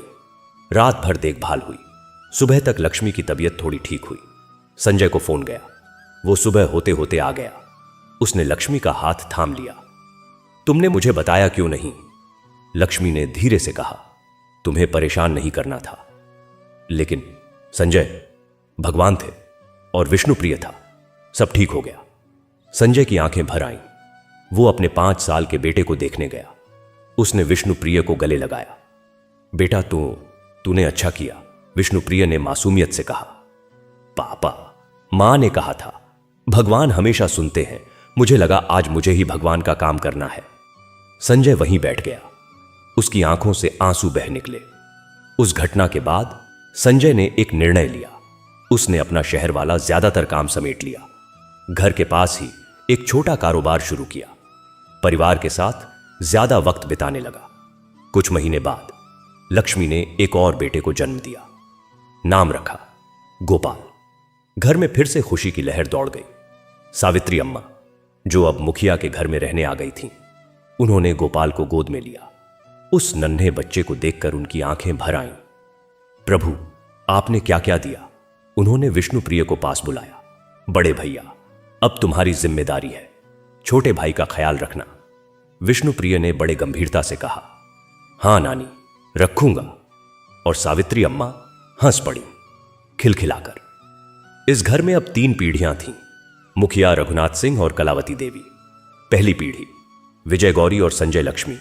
दूसरी पीढ़ी विष्णुप्रिय, वैष्णवी और गोपाल। तीसरी पीढ़ी, और इन सब के बीच एक धागे की तरह सावित्री अम्मा थीं, जोड़ने वाला धागा। लेकिन जीवन में तूफान आते रहते हैं। एक दिन, यह बात तब की है जब गोपाल लगभग 2 साल का था। मुखिया साहब अचानक बीमार पड़ गए। सीने में दर्द। शहर के अस्पताल ले जाया गया। डॉक्टर ने कहा, दिल में तकलीफ है, ऑपरेशन होगा। पूरे परिवार पर जैसे पहाड़ टूट पड़ा। कलावती देवी का रो रोकर बुरा हाल था। विजय और संजय, दोनों भाई, एक दूसरे को देखते और फिर नजरें झुका लेते। गौरी और लक्ष्मी, दोनों बहुएं, हिम्मत रखने की कोशिश कर रही थीं, लेकिन भीतर से डरी हुई थीं। उस रात अस्पताल में एक छोटे से कमरे में सारा परिवार इकट्ठा था। सावित्री अम्मा एक कोने में चुप बैठी थीं। उनके होंठ हिल रहे थे। वो भगवान का नाम जप रही थीं। लक्ष्मी उनके पास आकर बैठ गई। अम्मा गे, डर लग रहा है। अम्मा ने उसका हाथ थाम लिया। लक्ष्मी, याद है जब तुम बचपन में डरती थीं तो मैं क्या करती थी? लक्ष्मी ने सोचा। हाथ थामती थीं। हां, और भगवान भी यही करते हैं। जब हम डरते हैं वो हाथ थाम लेते हैं। बस हम हाथ बढ़ाए। लक्ष्मी ने आंखें बंद कीं। उस रात पूरे परिवार ने एक साथ अस्पताल के उस छोटे से कमरे में भगवान विष्णु का नाम जपा। कोई दीपक नहीं था, कोई फूल नहीं था, कोई पूजा की चौकी नहीं थी। बस मन था और मन में भगवान थे। सुबह ऑपरेशन हुआ। 6 घंटे पूरा परिवार बाहर बैठा रहा। कोई नहीं उठा। और फिर डॉक्टर बाहर आए। ऑपरेशन सफल रहा। कलावती देवी धरती पर बैठ गई। भगवान विष्णु की जय। विजय और संजय एक दूसरे से लिपट गए। गौरी और लक्ष्मी, दोनों की आंखें बह रही थीं।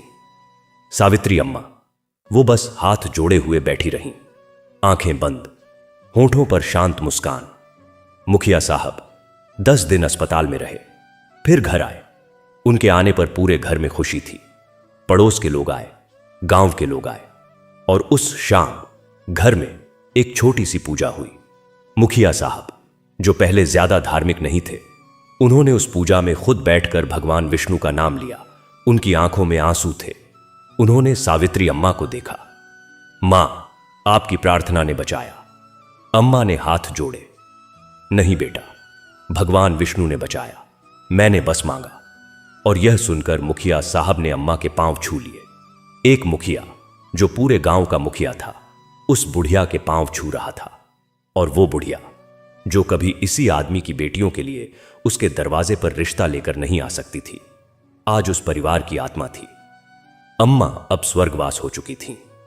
एक सुबह गोपाल को गोद में लिए विष्णुप्रिय का हाथ थामे उन्होंने अंतिम सांस ली। उनके चेहरे पर वही शांति थी जो जीवन भर रही। कलावती देवी ने जब उनका मुंह देखा तो रो पड़ी। अम्मा गईं, लेकिन हमें उनका विश्वास दे गईं। लेकिन असली परीक्षा अब शुरू हुई। गौरी के घर में वैष्णवी अब 16 साल की हो चुकी थी। होशियार, तेज तर्रार, पढ़ने में अव्वल। उसकी आंखों में वही चमक थी जो कभी सावित्री अम्मा की थी, पर उसकी जबान तीखी थी और उसे अपनी मां की नरमी कभी कभी कमजोरी लगती थी। एक दिन गौरी ने उससे कहा, बेटी गुरुवार है, आज विष्णु व्रत है, थोड़ी देर के लिए घर पर रुक। वैष्णवी ने बस्ता उठाते हुए कहा, मां, अब वो जमाना नहीं रहा, भगवान पढ़ाई से नहीं रोकते, मेरा टेस्ट है। गौरी चुप हो गई। वह नहीं चाहती थी कि वैष्णवी पर कुछ थोपे, लेकिन जब बेटी गई तो उसने पूजा की चौकी के सामने बैठकर सिर्फ इतना मांगा, प्रभु, यह बच्ची कभी तुमसे दूर न हो जाए। उधर लक्ष्मी के घर में विष्णुप्रिय अब युवा हो चुका था। वह नियमित पूजा करता, संध्या आरती में शामिल होता और गांव के बच्चों को मुफ्त में पढ़ाने लगा था। लेकिन उसके मन में एक बड़ी बेचैनी थी। वह कुछ बड़ा करना चाहता था, लेकिन क्या, यह नहीं जानता था। एक दिन वह अपनी मां लक्ष्मी के पास बैठा था। रात का समय था, बाहर पूर्णमासी की चांदनी थी। मां, नानी अम्मा को तुमने सबसे बड़ी क्या सीख दी? लक्ष्मी ने आंखें बंद कर लीं, फिर बोली, यह कि जब तुम किसी के काम आओ तो भगवान तुम्हारे काम आते हैं। व्रत पूजा से बढ़कर सेवा है। विष्णुप्रिय चुप रहा। अगली सुबह वह गांव के बाहर खेतों की तरफ चल दिया। वहां उसने देखा बूढ़े बाबा ठाकुरदास अकेले धान काट रहे थे। उनका बेटा शहर गया था, बहू बीमार थी, बच्चे छोटे थे। विष्णुप्रिय ने बिना कुछ कहे हंसुआ उठाया और बाबा के साथ खेत में उतर गया। बाबा ने हैरान होकर पूछा, बेटा, तू मुखिया का पोता है, तुझे कौन काम देता है? विष्णुप्रिय ने कहा, बाबा, नानी कहती थी, भगवान विष्णु हर हाथ में है, जो दूसरे की मदद करता है। आज वही कर रहा हूं। उस दिन के बाद विष्णुप्रिय अक्सर खेतों में मिलने लगा। पहले बाबा ठाकुरदास के, फिर औरों के। लोग कहने लगे, बड़े घर का लड़का खेतों में मेहनत करता है, क्या कमी है उसे? लेकिन विष्णुप्रिय के चेहरे पर वह तृप्ति थी जो दुकानों में नहीं मिलती। एक शाम जब वह घर लौटा तो उसकी चाची गौरी उससे मिलने आई थी। गौरी ने उसका माथा सहलाते हुए कहा, आजकल तुम बहुत बदल गए हो विष्णुप्रिय। पता है, आज वैष्णवी ने मुझसे कहा, मां, विष्णुप्रिय भैया बहुत अच्छे हैं, मैं भी ऐसा ही बनना चाहती हूं। विष्णुप्रिय मुस्कुराया, चाची, वैष्णवी बहन पढ़ाई में बहुत तेज है, उसे डॉक्टर या इंजीनियर बनना चाहिए। वही तो समस्या है बेटा, वह डॉक्टर बनना तो चाहती है, पर बड़े शहर जाना चाहती है। मुझे डर लगता है कहीं वह भगवान को भूल न जाए। विष्णुप्रिय ने गौरी का हाथ पकड़ा, चाची, नानी ने सिखाया था, भगवान कोई जगह नहीं, एक भाव है। अगर वैष्णवी अपनी पढ़ाई से किसी की जान बचाएगी तो वही उसकी पूजा होगी। बस उसे सिखा दो, रास्ता चाहे कोई भी हो, मंजिल सेवा होनी चाहिए। गौरी उस रात अपने कमरे में बैठी यह सब सोचती रही। उसे लगा सावित्री अम्मा चली गईं, लेकिन उनकी बातें विष्णुप्रिय में आकर बोल रही थीं। अगले दिन गौरी ने वैष्णवी से कहा, बेटी जा शहर पढ़ने, लेकिन एक वादा कर, हर गुरुवार को एक दीपक जलाएगी, चाहे कमरे में ही क्यों ना हो, और जहां भी रहे किसी एक जरूरतमंद की मदद करेगी। वैष्णवी ने मां को देखा। उसकी आंखों में पहली बार अपनी मां के लिए सम्मान का वह भाव था जो पहले नहीं था। मां, माना। जिस दिन वैष्णवी ट्रेन से शहर रवाना हुई, उस दिन गौरी ने घर आकर सावित्री अम्मा की तस्वीर के सामने दीपक जलाया। अम्मा, तुम्हारी नातिन शहर जा रही है, आशीर्वाद देना। दीपक की लौ नाच उठी, मानो अम्मा कह रही हो, जाने दे बेटी, पंछी को उड़ने दे, बस दाना पानी तो दे ही रखा है भगवान ने। उधर लक्ष्मी के छोटे बेटे गोपाल की कहानी और भी मीठी थी। गोपाल अब 5 साल का था, लेकिन उसकी बातें सुनकर बड़े भी हैरान हो जाते। एक बार कलावती दादी उसे मंदिर ले गई। गोपाल ने भगवान विष्णु की मूर्ति को देखा, फिर बोला, दादी, ये भगवान है? हां बेटा। तो ये इतने बड़े क्यों नहीं है जितने नानी बताती थी? कलावती देवी मुस्कुराईं, अरे ये तो पत्थर की मूर्ति है, असली भगवान तो सब जगह है। गोपाल ने मुंडी हिलाई, तो फिर हम सिर्फ पत्थर को ही क्यों फूल चढ़ाते हैं? कलावती देवी के पास कोई जवाब नहीं था। शाम को जब लक्ष्मी ने यह बात सुनी तो वह रुक गई। फिर गोपाल को गोद में बिठाकर बोली, देख बेटा, यह पत्थर भगवान नहीं है, लेकिन हम इसके सामने बैठकर भगवान को याद करते हैं। जैसे तुम अपने दादा की तस्वीर देखकर उन्हें याद करते हो, वैसे ही यह पत्थर हमें भूलने से बचाता है कि भगवान है।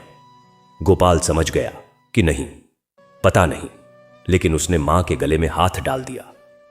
मां, तुम भी तो भगवान जैसी हो। लक्ष्मी की आंखें नम हो गईं।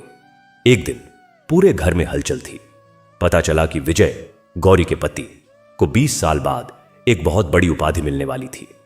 वह पूरे जिले में सर्वश्रेष्ठ किसान चुना गया था। समारोह शहर में था।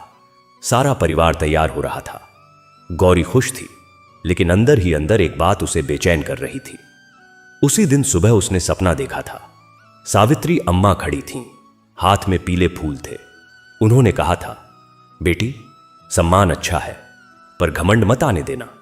गौरी ने जब विजय को यह बताया तो विजय कुछ देर चुप रहा, फिर बोला, अम्मा सही कहती थीं। चल, पहले मंदिर चलते हैं, फिर समारोह में जाएंगे। और हुआ भी ऐसा। पूरे परिवार ने पहले गांव के उस पुराने मंदिर में जाकर भगवान विष्णु के सामने माथा टेका, जिसे सावित्री अम्मा ने बनवाया था। फिर समारोह में गए। वहां जब विजय का नाम लिया गया तो उसने मंच से कहा, यह सम्मान मेरा नहीं है, यह मेरी मां का है, जिन्होंने मुझे मेहनत करना सिखाया, और मेरी सास का, जिन्होंने मेरे घर में भक्ति की नींव रखी, और उस महान आत्मा का, सावित्री अम्मा, जिनके विश्वास से आज यह परिवार खड़ा है। हॉल में तालियां बजीं, लेकिन गौरी और लक्ष्मी, दोनों बहनें, एक दूसरे से लिपटकर रो पड़ीं। वैष्णवी शहर में अब मेडिकल कॉलेज में पढ़ रही थी। शुरू के दिन मुश्किल थे। नया शहर, नए लोग, रात दिन पढ़ाई। लेकिन हर गुरुवार को अपने छोटे से कमरे में वह एक दीपक जलाती, बिल्कुल वैसे ही जैसे उसकी मां जलाती थी और उसकी नानी जलाती थीं। एक बार उसकी रूममेट सानिया ने पूछा, तुम यह दीपक क्यों जलाती हो? क्या भगवान बिजली से नहीं देख सकते? वैष्णवी हंसी, दीपक भगवान के लिए नहीं, अपने लिए जलाती हूं। यह मुझे याद दिलाता है मैं अकेली नहीं हूं। मेरी मां है, मेरी नानी है, और उनका विश्वास। जब पढ़ाई थकाती है तो इस लौ को देखकर लगता है सब ठीक है। सानिया ने उस दीपक को देर तक देखा, फिर बोली, अगली गुरुवार मैं भी बैठूंगी तुम्हारे साथ। वैष्णवी को अपनी मां पर गर्व हुआ। उसने फोन किया, मां, तुमने सही सिखाया था। गौरी ने दूसरी तरफ आंखें पोंछते हुए कहा, तेरी नानी ने सिखाया था बेटी, मैं तो बस देती रही। धीरे धीरे गांव में अब एक नई पीढ़ी आ गई थी। विष्णुप्रिय ने खुद को गांव के विकास में लगा दिया। उसने सोचा, नानी ने मंदिर बनवाया, मैं क्या बनवाऊं? उसने गांव में एक छोटी पुस्तकालय खोली, सावित्री ग्रंथालय। उसमें धार्मिक पुस्तकें भी थीं, विज्ञान की भी, कहानियां भी। बच्चे आने लगे, जवान आने लगे। एक शाम वहां बैठकर एक बुजुर्ग ने कहा, विष्णुप्रिय, तुम्हारी नानी बहुत बड़ी संत थीं, उनके आशीर्वाद से ही यह सब हो रहा है। विष्णुप्रिय ने सिर झुकाया। नानी कहती थीं, जब तक दीपक जलता रहेगा अंधेरा टिक नहीं सकता, बस दीपक जलाए रखना है। उधर लक्ष्मी के दामाद की कहानी।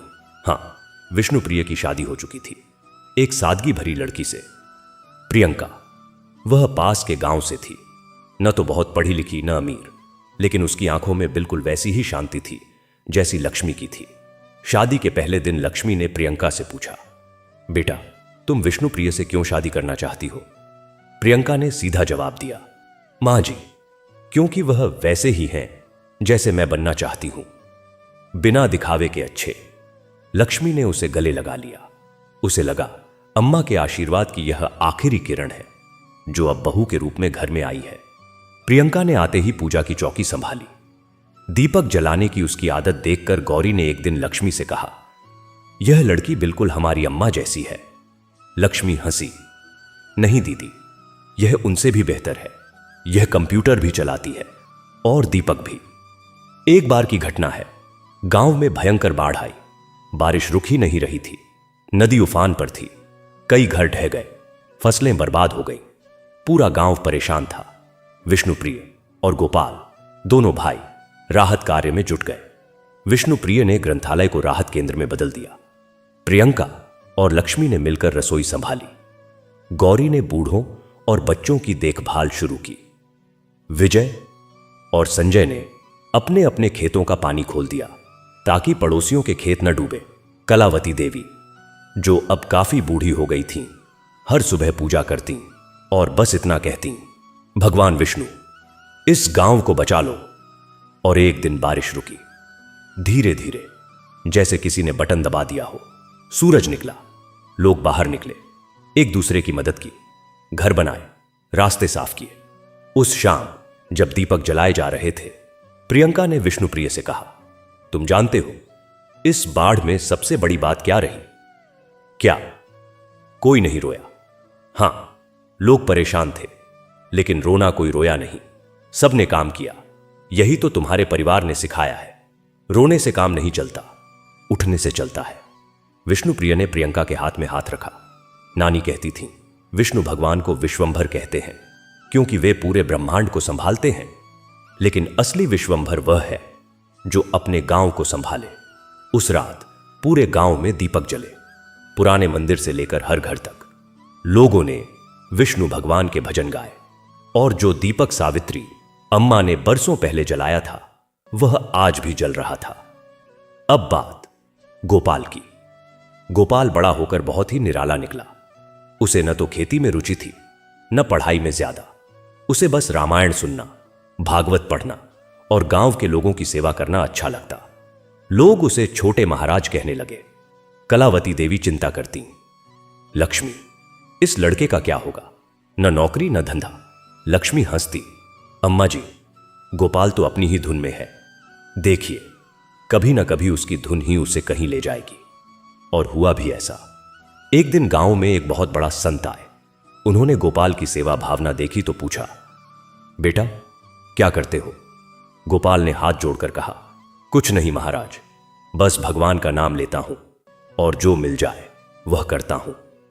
संत ने उसकी आंखों में देखा गहराई से, फिर कहा, तेरे अंदर वही आग है जो तेरी नानी में थी। आज से तू मेरे साथ चल, तीर्थों में घूमेंगे, लोगों को भक्ति का रास्ता दिखाएंगे। लक्ष्मी को जब पता चला तो वह रो पड़ी। रोना दुख का नहीं था, वह अभिमान था। उसका बेटा एक संत का साथी बन रहा था। जाने से पहले गोपाल ने मां के पांव छुए। मां, नानी का आशीर्वाद साथ है, आपका है, बस दीपक जलाते रहना। लक्ष्मी ने उसके माथे पर हाथ रखा। बेटा, यही तो तुम सिखा गए, रिश्ते शरीर से नहीं भाव से होते हैं। जाओ जहां भगवान बुलाए, और हां, हर गुरुवार को एक दीपक जरूर जलाना। गोपाल मुस्कुराया, वो तो मैं अपने मन में जलाता हूं मां।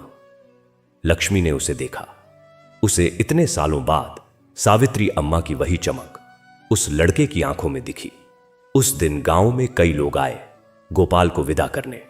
विष्णुप्रिय ने उसे भाई की तरह गले लगाया। प्रियंका ने माथे पर तिलक लगाया। वैष्णवी ने शहर से फोन करके आशीर्वाद मांगा। और जैसे ही गोपाल गांव से बाहर निकला, उसी क्षण पुराने मंदिर की घंटी अपने आप बज उठी। लोग चौंके। किसी ने कहा, सावित्री अम्मा का आशीर्वाद है। शाम ढल रही थी। लक्ष्मी, गौरी, प्रियंका, कलावती देवी सभी मंदिर में बैठी। दीपक जलाए, भजन गाए, और जब पूरा गांव सो गया तब लक्ष्मी अकेली मंदिर में बैठी रह गई। उसने सावित्री अम्मा की तस्वीर को देखा, बस देखती रही। आंखों से आंसू बह रहे थे, मगर चेहरे पर मुस्कान थी। उसे लगा मानो अम्मा कह रही हो, देखा बेटी, तुमने सोचा था कि मैं चली गई, मैं कहीं गई नहीं। मैं तो अब तुम्हारे बच्चों में हूं, उनके बच्चों में, और हर उस दीपक में जो भगवान के नाम से जलता है। लक्ष्मी ने दीपक की लौ देखी। वह बिल्कुल सीधी, बिल्कुल शांत, बिल्कुल अटल थी, जैसे अम्मा का विश्वास था। गांव रामपुरा, वही गांव जहां कभी सावित्री अम्मा की टूटी फूटी झोपड़ी थी। वही गांव जहां एक पीपल के पेड़ के नीचे बुजुर्ग बैठा करते थे। वही गांव जहां एक बूढ़ी मां की भक्ति ने कमाल कर दिखाया था। अब वह गांव बदल चुका था, लेकिन बदलाव वह नहीं था जो सड़कों और पक्के मकानों का होता है। बदलाव वह था जो दिलों में होता है। सावित्री अम्मा को गए अब 10 बरस हो चुके थे। उनकी याद में बना मंदिर अब छोटा पड़ने लगा था। हर गुरुवार को इतनी भीड़ होती कि लोग बाहर खड़े होकर ही पूजा कर लेते। विष्णुप्रिय ने सोचा, मंदिर का विस्तार करना चाहिए, लेकिन यह सोचना आसान था, करना मुश्किल। वह रात को अपनी मां लक्ष्मी के पास बैठा था। लक्ष्मी अब लगभग 60 की हो चुकी थीं, लेकिन उनके बालों में अभी भी कालापन बाकी था और उनकी आंखों में वही कोमलता थी जो उन्हें सबसे अलग बनाती थी। विष्णुप्रिय ने कहा, मां, मंदिर छोटा हो गया है, लोगों को दिक्कत होती है।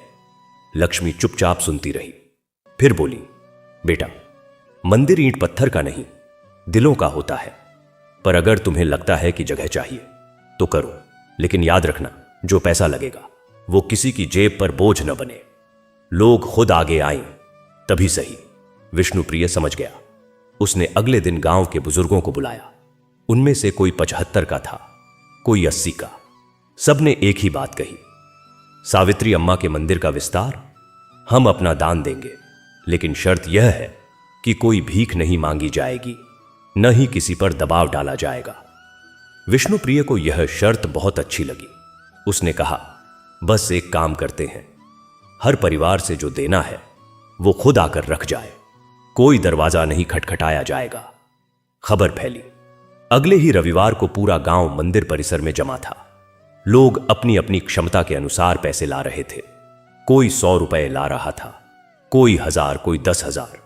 एक बेहद गरीब मजदूर ने अपने बच्चे की गुल्लक में से 5 रुपए निकाले और रख दिए। सावित्री अम्मा ने मेरी बहू को बचाया था, आज मेरी बारी है। विष्णुप्रिय की आंखें भर आईं। उसने उस मजदूर का हाथ पकड़ा, भाई, तुम्हारे 5 रुपए उस लाख से भी बड़े हैं जो कोई अमीर देगा, क्योंकि ये तुम्हारे दिल से निकले हैं। मजदूर की आंखें चमक उठीं। उधर गौरी के घर में एक और हलचल थी। वैष्णवी का बेटा राम, जो अब 12 साल का हो गया था, उसने एक आश्रम में प्रवेश लेने की इच्छा जताई थी। गौरी सुनकर सन्न रह गई। बेटा, तू तो डॉक्टर बनेगा, तेरी मां ने क्लिनिक खोला है, तू उसे संभालेगा। राम ने धीरे से कहा, नानी, डॉक्टर बनना अच्छी बात है, लेकिन मैं वह करना चाहता हूं जिससे मेरा मन भरे। नानी अम्मा ने कहा था ना, भगवान को पाने के लिए सबसे पहले खुद को पाना होता है। मैं खुद को पाने जा रहा हूं। गौरी रो पड़ी, लेकिन वैष्णवी, जो अपने बेटे के पास खड़ी थी, उसके चेहरे पर कोई दुख नहीं था। वह बोली, मां, राम की इच्छा है, हम क्यों रोकें? नानी ने हमें कभी नहीं रोका। चाहे सीता को बचाने के लिए मैंने क्लिनिक की दवाइयां बेची, तब भी तुमने नहीं रोका, क्योंकि तुम्हें पता था सही काम वही है जो दिल से हो। गौरी ने राम को देखा। उसके चेहरे पर वही मासूमियत थी जो कभी विष्णुप्रिय के चेहरे पर हुआ करती थी। उसने राम को गले से लगा लिया। जा बेटा, जहां तेरा मन बुलाए, पर एक वादा रखना, कभी भी भगवान विष्णु का नाम मत भूलना। नानी की यही सीख सबसे बड़ी है। राम ने सिर झुकाया और अपनी परदादी सावित्री अम्मा की तस्वीर के सामने एक फूल चढ़ाया। फूल पीला था, सूखा हुआ, लेकिन उसने उसे उठाकर रख दिया मानो ताजा हो। राम चला गया। कहीं दूर गंगा के किनारे किसी छोटे से आश्रम में लक्ष्मी ने विष्णुप्रिय से कहा, यही तो हमारे परिवार की ताकत है। हम कभी किसी को अपनी इच्छा से नहीं बांधते, हम बस प्यार देते हैं, रास्ता खुद चुनने देते हैं। विष्णुप्रिय ने अपनी मां की ओर देखा। उनके चेहरे पर झुर्रियां तो थीं, पर उन आंखों में अभी भी वही चमक थी जो बचपन में उसे मंत्रमुग्ध कर देती थी। प्रियंका अब केवल विष्णुप्रिय की पत्नी नहीं थी, वह पूरे गांव की दीदी बन चुकी थी। उसने महिलाओं का एक छोटा सा समूह बनाया था। हर मंगलवार को वे मिलतीं, मंदिर में भजन गातीं और उसके बाद आपस में अपनी समस्याएं साझा करतीं। यह कोई संगठन नहीं था, कोई एनजीओ नहीं था, बस कुछ औरतें जो एक दूसरे के दुख दर्द को सुनने के लिए तैयार रहती थीं। एक दिन उस समूह में एक नई दुल्हन आई, रजनी। रजनी पास के गांव से आई थी। उसकी शादी यहां एक किसान से हुई थी, लेकिन शादी के कुछ ही हफ्तों में उसके पति ने उसे पीटना शुरू कर दिया। रजनी किसी को कुछ नहीं बता पा रही थी। लज्जा, डर, अनजानापन। प्रियंका ने जब उसकी बांह पर चोट के निशान देखे तो उसका दिल बैठ गया। उसने रजनी को एक तरफ बुलाया, चाय दी और धीरे से पूछा, बहन, कौन करता है तुम्हारे साथ ऐसा? रजनी फूट फूट कर रो पड़ी। उसने सब बता दिया। प्रियंका चुप रही। गुस्सा तो उसे भी आया, लेकिन उसने शांत रहना सीखा था, लक्ष्मी से। उसने रजनी का हाथ थामा और बोली, तुम अकेली नहीं हो, यह गांव तुम्हारा है, मैं तुम्हारी हूं, बस मुझे एक दिन दो। प्रियंका उस दिन सीधे विष्णुप्रिय के पास गई। उसने बिना किसी नाम के बात रखी। हमारे गांव में एक औरत को उसके पति से परेशानी है, हम क्या कर सकते हैं? विष्णुप्रिय ने सोचा। वह तुरंत जाकर उस आदमी को डांटने वाला नहीं था। वह जानता था कि इससे और खराबी होगी। उसने दूसरे रास्ते सोचे। अगले दिन उसने गांव के 4-5 बुजुर्गों को बुलाया, जिनके भीतर सावित्री, अम्मा के दिखाए रास्ते पर चलने की समझ थी। उन सब ने मिलकर उस युवक को बुलाया, उसे समझाया। कोई चीख पुकार नहीं थी, कोई धमकी नहीं थी, बस इतना कहा गया, हम सब तुम्हारे पिता ताऊ हैं, तुम्हारी पत्नी तुम्हारी सहचरी है, तुम्हारी सेविका नहीं। याद रखो, अगर एक बार फिर हमें कोई शिकायत मिली तो गांव के विरोध के लिए तैयार रहना। वह युवक शर्मा गया। उसने माफी मांगी। रजनी को कभी चोट नहीं आई फिर, और प्रियंका का महिला समूह धीरे धीरे ऐसा मंच बन गया जहां औरतें बिना किसी डर के अपनी बात रख सकती थीं। प्रियंका अक्सर कहती, सावित्री, अम्मा ने अकेले दम पर अपनी बेटियों को संभाला, आज हम सब हैं, हम किसी को अकेला नहीं छोड़ेंगे। वैष्णवी का क्लिनिक अब एक छोटे अस्पताल में बदल चुका था। उसने अपने साथ 2 नर्स रख ली थीं। दोनों गांव की ही लड़कियां थीं जिन्होंने वैष्णवी से प्रशिक्षण लिया था। अब केवल गांव के लोग ही नहीं, आसपास के 12 गांवों से भी मरीज आने लगे थे। वैष्णवी को दिन रात काम करना पड़ता, लेकिन वह कभी थकती नहीं थी। एक दिन एक बूढ़ी औरत आई। वह बहुत बीमार थी, लेकिन उसके पास न पैसे थे न कोई अपना। वैष्णवी लेकर आई उसे, सारा इलाज मुफ्त किया। जब वह ठीक हुई तो उसने वैष्णवी से कहा, बेटी, मैं तुम्हारे लिए कुछ नहीं कर सकती, लेकिन मैं हर गुरुवार को तुम्हारे लिए एक दीपक जलाऊंगी, जहां भी रहूं। वैष्णवी ने कहा, बस यही बहुत है मां, दीपक जलाना ही सबसे बड़ा दान है। बूढ़ी औरत उस दिन हंसते हुए गई और हर गुरुवार को, चाहे वह कहीं भी होती, एक दीपक जरूर जलाती। जब वह मरी तो उसके कमरे से एक छोटा सा दिया मिला, जलता हुआ। लोग हैरान थे।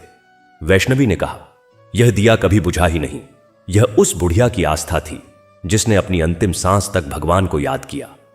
वैष्णवी ने वह दिया उठाकर अपने क्लिनिक में रख लिया और उसके साथ ही वैष्णवी का सफर चलता रहा। गोपाल, जो अब संत के साथ घूम रहा था, वह अब अपने आप में एक नाम बन चुका था। लोग उसे गोपाल महाराज कहने लगे थे, हालांकि वह कभी महाराज कहलाना पसंद नहीं करता था। एक बार वह जहां भी जाता वहां एक ही बात कहता, भगवान विष्णु हर जगह है, बस देखना सीखो। एक छोटे से गांव में उसने एक बूढ़े आदमी को देखा जो रोज सुबह उठकर एक टूटी हुई मूर्ति के सामने दीपक जलाता था। मूर्ति का एक हाथ टूटा हुआ था, दूसरा नाक साफ नहीं थी।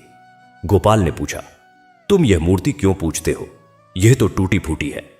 बूढ़े ने कहा, बाबा, यह मूर्ति नहीं, यह मेरी मां की दी हुई है।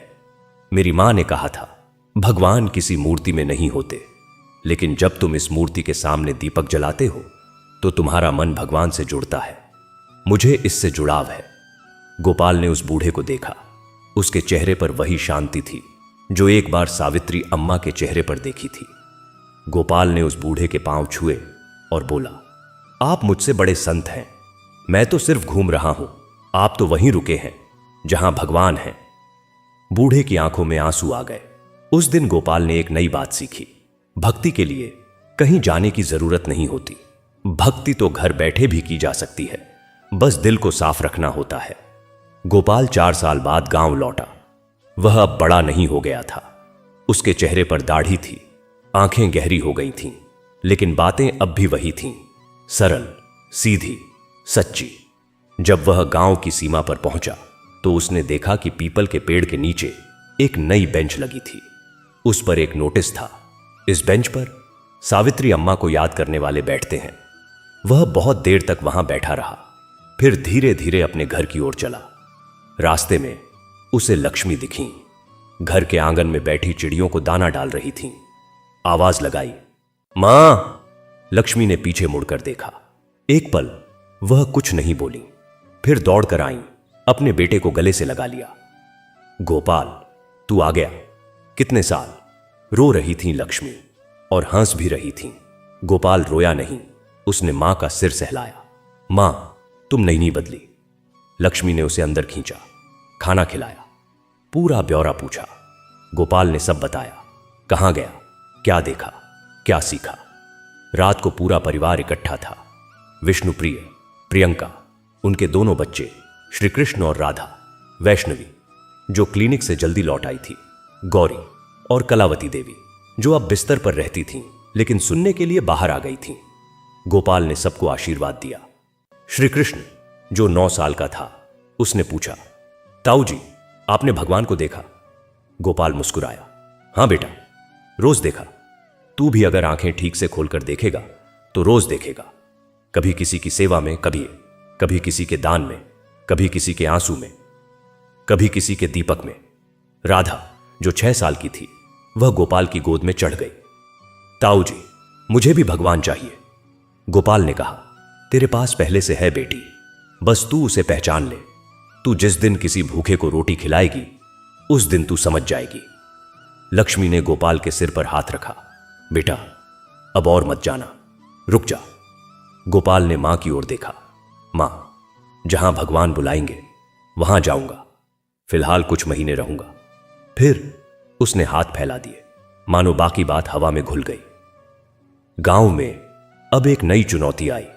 पास के शहर में एक बड़ा व्यापारी था, नाम था सुजान सिंह। बहुत अमीर, बहुत ताकतवर। उसने सुना था कि रामपुरा गांव में बहुत उपजाऊ जमीन है और उसने उस जमीन को खरीदने का ठान लिया। उसके एजेंट गांव में आए, हर किसान से बात करने लगे। कुछ किसान बहक गए, पैसा लुभावना था। कुछ ने मना कर दिया, पूर्वजों की जमीन कैसे बेच दे। धीरे धीरे मामला बढ़ा। सुजान सिंह ने दबाव बनाना शुरू किया। उसने गांव का रास्ता रोकने की धमकी दी, बिजली का कनेक्शन कटवाने की बात कही। गांव वाले डर गए। पंचायत बुलाई गई। विजय ने कहा, हम अकेले हैं, उसकी ताकत से हम नहीं लड़ सकते। गौरी ने कहा, तो क्या हम अपनी जमीन बेच दें? वो जमीन न कि जिसे सावित्री अम्मा ने हमें समझाया था कि यह धरती भगवान का रूप है। विष्णुप्रिय खड़ा हुआ, कोई जमीन नहीं बेचेगा, हम सब एक साथ हैं। अगर हम डरे तो उसने जीतना है। हम डरेंगे नहीं। हमने सावित्री अम्मा को देखा है, एक बूढ़ी औरत ने अकेले सबका सामना किया था। हम सब हैं तो क्या डर। प्रियंका भी बोली, महिलाएं हैं साथ में। हम सब उस दिन गांव के मुख्य रास्ते पर बैठेंगे, पुलिस से कहेंगे हमें उठाएं, लेकिन पहले हमारी जमीन हमसे मत छीनो। गांव के लोग भावुक हो गए। उन्होंने ठान लिया, नहीं बेचेंगे। सुजान सिंह क्रोधित हुआ। उसने तार निकलवा दिए, गांव की सप्लाई बंद करवा दी। गांव में अंधेरा छा गया। लेकिन अगले ही दिन गांव के युवाओं ने सोलर प्लेट लगानी शुरू कर दी। किसी ने अपने पैसे से, किसी ने उधार लेकर। एक सप्ताह में पूरा गांव सोलर लाइट से जगमगा उठा। सुजान सिंह ने सोचा था कि बिजली काटते ही लोग टूट जाएंगे, लेकिन उसके बिजली काटने के 7 दिनों के भीतर गांव ज्यादा रोशन हो गया था। विष्णुप्रिय ने उस व्यापारी को एक पत्र भेजा, हम आपकी ताकत का सम्मान करते हैं, लेकिन हमारी ताकत हमारी एकता है। हमें अपनी जमीन से प्यार है जितना आपको अपने पैसों से। कृपया हमें शांति से रहने दें। सुजान सिंह को हैरानी हुई। उसने सोचा था कि गांव वाले घुटने टेक देंगे, लेकिन यहां तो उल्टे, वे और मजबूत हो गए थे। उसने आगे नहीं बढ़ने का फैसला किया। मामला ठंडा पड़ गया। गांव ने जीत हासिल की, बिना किसी हिंसा के, बिना किसी नफरत के, सिर्फ संकल्प से। उधर वैष्णवी के क्लिनिक में एक और महत्वपूर्ण घटना हुई। एक गर्भवती महिला को प्रसव पीड़ा शुरू हुई, लेकिन शहर का अस्पताल बहुत दूर था और डिलीवरी के लिए समय नहीं था। वैष्णवी के पास डिलीवरी कराने का पूरा प्रशिक्षण नहीं था, लेकिन उसे बेसिक ज्ञान था। उसने हिम्मत जुटाई। वह रात भर उस महिला के पास बैठी रही, दवाएं दी, भगवान का नाम लिया और सुबह तक एक स्वस्थ बच्चे ने जन्म लिया। वैष्णवी के हाथ कांप रहे थे, लेकिन जब बच्चे की पहली किलकारी सुनी तो वह आंसू बहाने लगी। उस दिन उसने अपने क्लिनिक के बाहर एक बोर्ड लगाया, हर गुरुवार को गरीब महिलाओं का चेकअप मुफ्त। वैष्णवी के इस कदम ने गांव में औरतों को जागरूक किया। उन्हें लगा कि उनकी सेहत भी मायने रखती है, केवल खेत और घर ही नहीं। धीरे धीरे वैष्णवी ने एक स्वास्थ्य शिविर का आयोजन किया। जिसमें सैकड़ों महिलाओं ने भाग लिया। प्रियंका के महिला समूह ने भी इस शिविर में सहयोग किया। लक्ष्मी उन दिनों बहुत गौरवान्वित महसूस कर रही थीं। उनकी बेटी वैष्णवी उनकी नसीहतों पर चल रही थी, लेकिन वह अक्सर सोचती, काश सावित्री अम्मा इन दिनों को देख पाती। फिर वह सोचती, देख तो रही होंगी, ऊपर से या और भी करीब से, दिलों के अंदर से। एक और साल बीत गया। अब गांव का मंदिर विस्तार पूरा हो चुका था। एक बड़ा हॉल बन गया था, जहां हर गुरुवार को 300-400 लोग आराम से बैठ सकते थे। एक दीवार पर सावित्री अम्मा की एक बड़ी पेंटिंग लगाई गई थी। वह पेंटिंग किसी कलाकार ने बनाई थी, जो कभी उसी गांव से शहर गया था और बाद में नामी चित्रकार बन गया था। जब उसे सावित्री अम्मा की कहानी पता चली, तो उसने बिना पैसे लिए पेंटिंग बनाई। उसने कहा, यह मेरा दान है। सावित्री अम्मा ने मुझे सिखाया कि बड़ा कलाकार वह नहीं जो बड़ा चित्र बनाए, बल्कि वह जो बड़े दिल से बनाए। लक्ष्मी ने जब वह पेंटिंग देखी, तो उन्हें लगा मानो अम्मा सच में खड़ी हों, दुपट्टा सर पर, हाथ में दीपक, और उन आंखों में वही शांत भक्ति जिसने पूरे गांव को बदल दिया था। वह पेंटिंग के सामने बहुत देर तक खड़ी रहीं। फिर उन्होंने हाथ जोड़ा और बोली, अम्मा, तुमने हमें सिखाया कि भगवान से बढ़कर कुछ नहीं, लेकिन आज मैं कहूंगी, तुम भी कम नहीं थीं। उस दिन के बाद से मंदिर में हर पूजा से पहले पेंटिंग के सामने 5 मिनट का मौन रखा जाने लगा। लोग अपनी अपनी प्रार्थना करते, कुछ रोते, कुछ मुस्कुराते, कुछ बस अपनी आंखें बंद कर लेते। रात के समय जब पूरा मंदिर सन्नाटे में डूब जाता, तो वह पेंटिंग अलग ही लगती। कभी कभी दिए की लौ उस पर पड़ती, तो ऐसा लगता मानो अम्मा की आंखें झपक रही हों। विज्ञान इसे प्रकाश का खेल कहता, लेकिन प्रियंका के बच्चे श्री कृष्ण और राधा को लगता था कि नानी अम्मा वास्तव में उनकी तरफ देख रही हैं और मुस्कुरा रही हैं। एक दिन गोपाल ने सबको चौंका दिया। वह मंदिर से बाहर निकला और बोला, यह मंदिर अब सिर्फ विष्णु का नहीं हुआ, यह सावित्री अम्मा का भी मंदिर हो गया है। और मुझे लगता है आगे चलकर यह हर उस इंसान का तीर्थ बनेगा जो बिना हारे भक्ति करता है। वह बात सुनकर किसी ने कुछ नहीं कहा, लेकिन मन ही मन सबने सोचा, यह सच हो सकता है, क्योंकि सच्ची भक्ति का कोई धर्म नहीं होता, कोई जाति नहीं होती। वह तो बस एक श्रद्धा है जो दिलों को जोड़ती है, जैसे सावित्री अम्मा ने अपने छोटे से दीपक से पूरे गांव को जोड़ दिया था। दूर बद्रीनाथ में राम, वैष्णवी का बेटा, अपनी साधना में लगा हुआ था। वह अब 19 साल का हो गया था। एक दिन उसके गुरु ने उसे बुलाया और कहा, राम, अब तू गांव लौट जा, तेरी शिक्षा पूरी हुई, अब तू जाकर दूसरों को शिक्षा दे। राम ने पूछा, गुरुदेव, मैं क्या सिखाऊं लोगों को? गुरु मुस्कुराए, तेरी नानी ने जो सिखाया वही सिखा। भगवान दूर नहीं है, अपने कामों में है। राम वापस लौटा। जब वह गांव पहुंचा, तो पूरे गांव ने उसका स्वागत किया। उसके हाथों में कोई दंड नहीं था, कोई कमंडल नहीं था। उसके पास सिर्फ एक छोटी सी पोथी थी, जिसमें उसने भक्ति के सूत्र लिखे थे। उसने वह पोथी मंदिर में रख दी और हर सुबह वहां बैठकर लोगों को उन सूत्रों का अर्थ समझाने लगा। वैष्णवी गर्व से अपने बेटे को देखती। एक बार उसने राम से कहा, बेटा, मैंने तुझे कभी रोका नहीं, सही किया या गलत? राम ने मां के हाथ पकड़े। मां, तुमने मुझे वह किया जो कम से कम माताएं करती हैं। तुमने मुझे अपनी राह खुद चुनने दी। नानी ने तुम्हें यह सिखाया था और तुमने मुझे। अब मैं अपने बच्चों को यह सिखाऊंगा। वैष्णवी की आंखों में आंसू आ गए। उसे लगा सावित्री अम्मा की परंपरा अभी भी जीवित है, 4 पीढ़ियों से, और अब 5वीं में प्रवेश कर रही है। एक दिन गोपाल राम के पास बैठा था। उसने कहा, भतीजे, तूने साधना की, अब दूसरों को सिखाने लगा, पर मुझे एक बात बता, भक्ति का सबसे गहरा रहस्य क्या है? राम ने सोचा, फिर बोला, ताऊ जी, मैंने बहुत सी बातें पढ़ी हैं, पर सबसे गहरा रहस्य यह है कि भगवान से मांगने से ज्यादा जरूरी है भगवान को देना।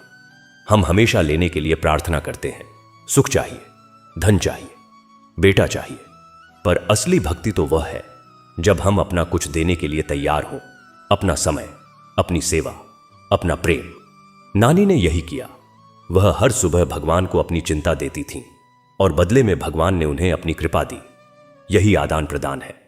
गोपाल राम को निहारता रहा। उसे विश्वास नहीं हो रहा था कि इतनी गहरी बात इतने युवा लड़के ने कही। उसने सोचा, सावित्री अम्मा की कृपा इस पर है। अब कहानी के इस भाग में हमें एक और नए पात्र से मिलवाता हूं।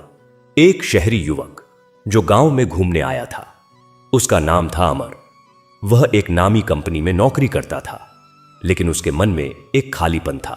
बड़े शहर, बड़ी सैलरी, बड़ा मकान, पर कोई सुकून नहीं था। वह रामपुरा आया तो उसने देखा कि लोग इतने स्वस्थ और संतुष्ट क्यों दिखते हैं कम चीजों में भी। उसने विष्णुप्रिय से पूछा, भाई साहब, आपके पास शहर जैसी सुविधाएं नहीं हैं, फिर भी आप इतने खुश कैसे हैं? विष्णुप्रिय ने कहा, देखो भाई, शहर में लोगों के पास सोने की चिड़िया है, पर उनके पास समय नहीं कि उसे प्यार करें। यहां हमारे पास धूल मिट्टी है, पर हम उससे प्यार करना जानते हैं। यही फर्क है। अमर ने पूछा, प्यार करना कैसे सीखूं? विष्णुप्रिय ने कहा, हमारी नानी कहती थी, प्यार सीखने से नहीं होता, अनुभव से होता है। रुक जाओ कुछ दिन, सुबह खेतों में जाओ, शाम को मंदिर में बैठो, रात को लोगों की बातें सुनो, खुद औट पकुट, प्यार आ जाएगा। अमर रुक गया। 1 महीना, 2 महीना, उसने नौकरी छोड़ दी, शहर का सारा सामान बेच दिया। उसने रामपुरा में ही रहने का फैसला किया। लोग हैरान थे, कोई पागल हो गया, कोई समझदार हो गया। अमर को इससे फर्क नहीं पड़ता था। उसने गांव में ही एक छोटा सा ऑनलाइन काम शुरू कर दिया, जिससे उसे गुजारा हो जाता था। बाकी वक्त वह विष्णुप्रिय के साथ खेतों में बिताता या मंदिर में ध्यान लगाता। एक दिन अमर ने विष्णुप्रिय से कहा, तुम्हारे परिवार का राज्य क्या है? मैंने बहुत से अमीर परिवार देखे हैं, बहुत से संत देखे हैं, पर यहां जो सादगी है वह कहीं नहीं देखी। विष्णुप्रिय ने कहा, हमारी नानी ने सिखाया था, जो तुम हो वैसे ही रहो, दिखावा मत करो, अपने से कमजोर की मदद करो, अपने से ताकतवर से सीखो और भगवान से जुड़े रहो। बस इतना सा राज है। अमर वहीं रामपुरा में बस गया। कुछ समय बाद उसकी शादी भी वहीं एक स्थानीय लड़की से हुई, जो साधारण थी, अनपढ़ थी, पर जिसके दिल में असीम प्यार था। विष्णुप्रिय ने उस शादी में कहा, आज सावित्री अम्मा के आशीर्वाद से इस शहरी लड़के को घर मिल गया, अब यह भी हमारा है। कलावती देवी, वह बुजुर्ग महिला जिसने सावित्री अम्मा को पहले तो देखा, फिर सम्मान दिया, फिर उनके परिवार को अपना लिया, अब बहुत बीमार थीं। उनकी उम्र 84 साल थी। वह अब उठ नहीं पाती थीं, पूरी तरह बिस्तर पर थीं। हालांकि उनकी आंखें अभी भी वही चमक रखती थीं। प्रियंका उनकी सेवा में दिन रात लगी रहती। लक्ष्मी भी रोज उनसे मिलने आती। एक दिन कलावती देवी ने सबको बुलाया। सारा परिवार इकट्ठा था। उन्होंने कहा, मैं अब जल्द ही चली जाऊंगी, सबको आशीर्वाद देती हूं। बस एक बात याद रखना, सावित्री अम्मा इस घर की लक्ष्मी थीं। उनके आशीर्वाद से ही यह घर बसा है।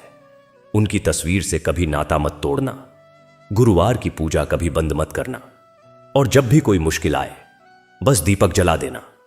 सब रो रहे थे। गौरी ने कहा, मां जी, आप तो ठीक हो जाएंगी। कलावती देवी ने गौरी के सिर पर हाथ रखा। बेटी, जीवन का अंत मृत्यु है, इसमें रोना क्या? मैं तो सावित्री अम्मा से मिलने जा रही हूं। उनके पास बहुत बातें करनी है, अधूरी रह गई थीं। उसी रात कलावती देवी ने आंखें मूंद लीं। उनके चेहरे पर शांति थी। लक्ष्मी ने उनका माथा छुआ और गोपाल ने मंत्रों का उच्चारण शुरू कर दिया।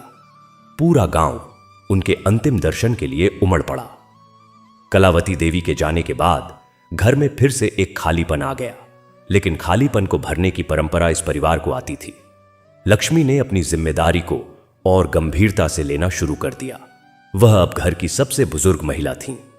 उन्होंने हर सुबह सबसे पहले पूजा शुरू की, फिर बच्चों को समय दिया, फिर पूरे घर का ध्यान रखा। वह अपनी आदतों में कभी ढील नहीं देती थीं। हर गुरुवार वह सिर्फ व्रत ही नहीं रखती थीं, बल्कि गांव के बुजुर्गों को भोजन भी कराती थीं। उनका मानना था, बुजुर्गों में भगवान वास करते हैं, उनकी सेवा किए बिना पूजा अधूरी है। प्रियंका ने एक बार पूछा था, मां, तुम इतनी सेवा करते करते थकती नहीं हो? लक्ष्मी ने उत्तर दिया था, बेटी, सेवा थकाने वाली नहीं, भरने वाली होती है। जब तुम किसी की पीड़ा कम करती हो तो तुम्हारी अपनी पीड़ा भी कम हो जाती है। यह सावित्री अम्मा का रहस्य था। उन्होंने बहुत दुख देखे, पर सेवा करते करते वह हल्की हो गई। प्रियंका को लक्ष्मी की बातों में एक अलग ही गहराई मिलती थी। वह नोट करती थी, याद रखती थी और आगे बढ़ा देती थी, अपने बच्चों को, अपने महिला समूह में और अपने दैनिक जीवन में। गांव में एक और बदलाव आया। सरकार ने एक नई योजना शुरू की, हर गांव में एक आध्यात्मिक केंद्र खोलने की।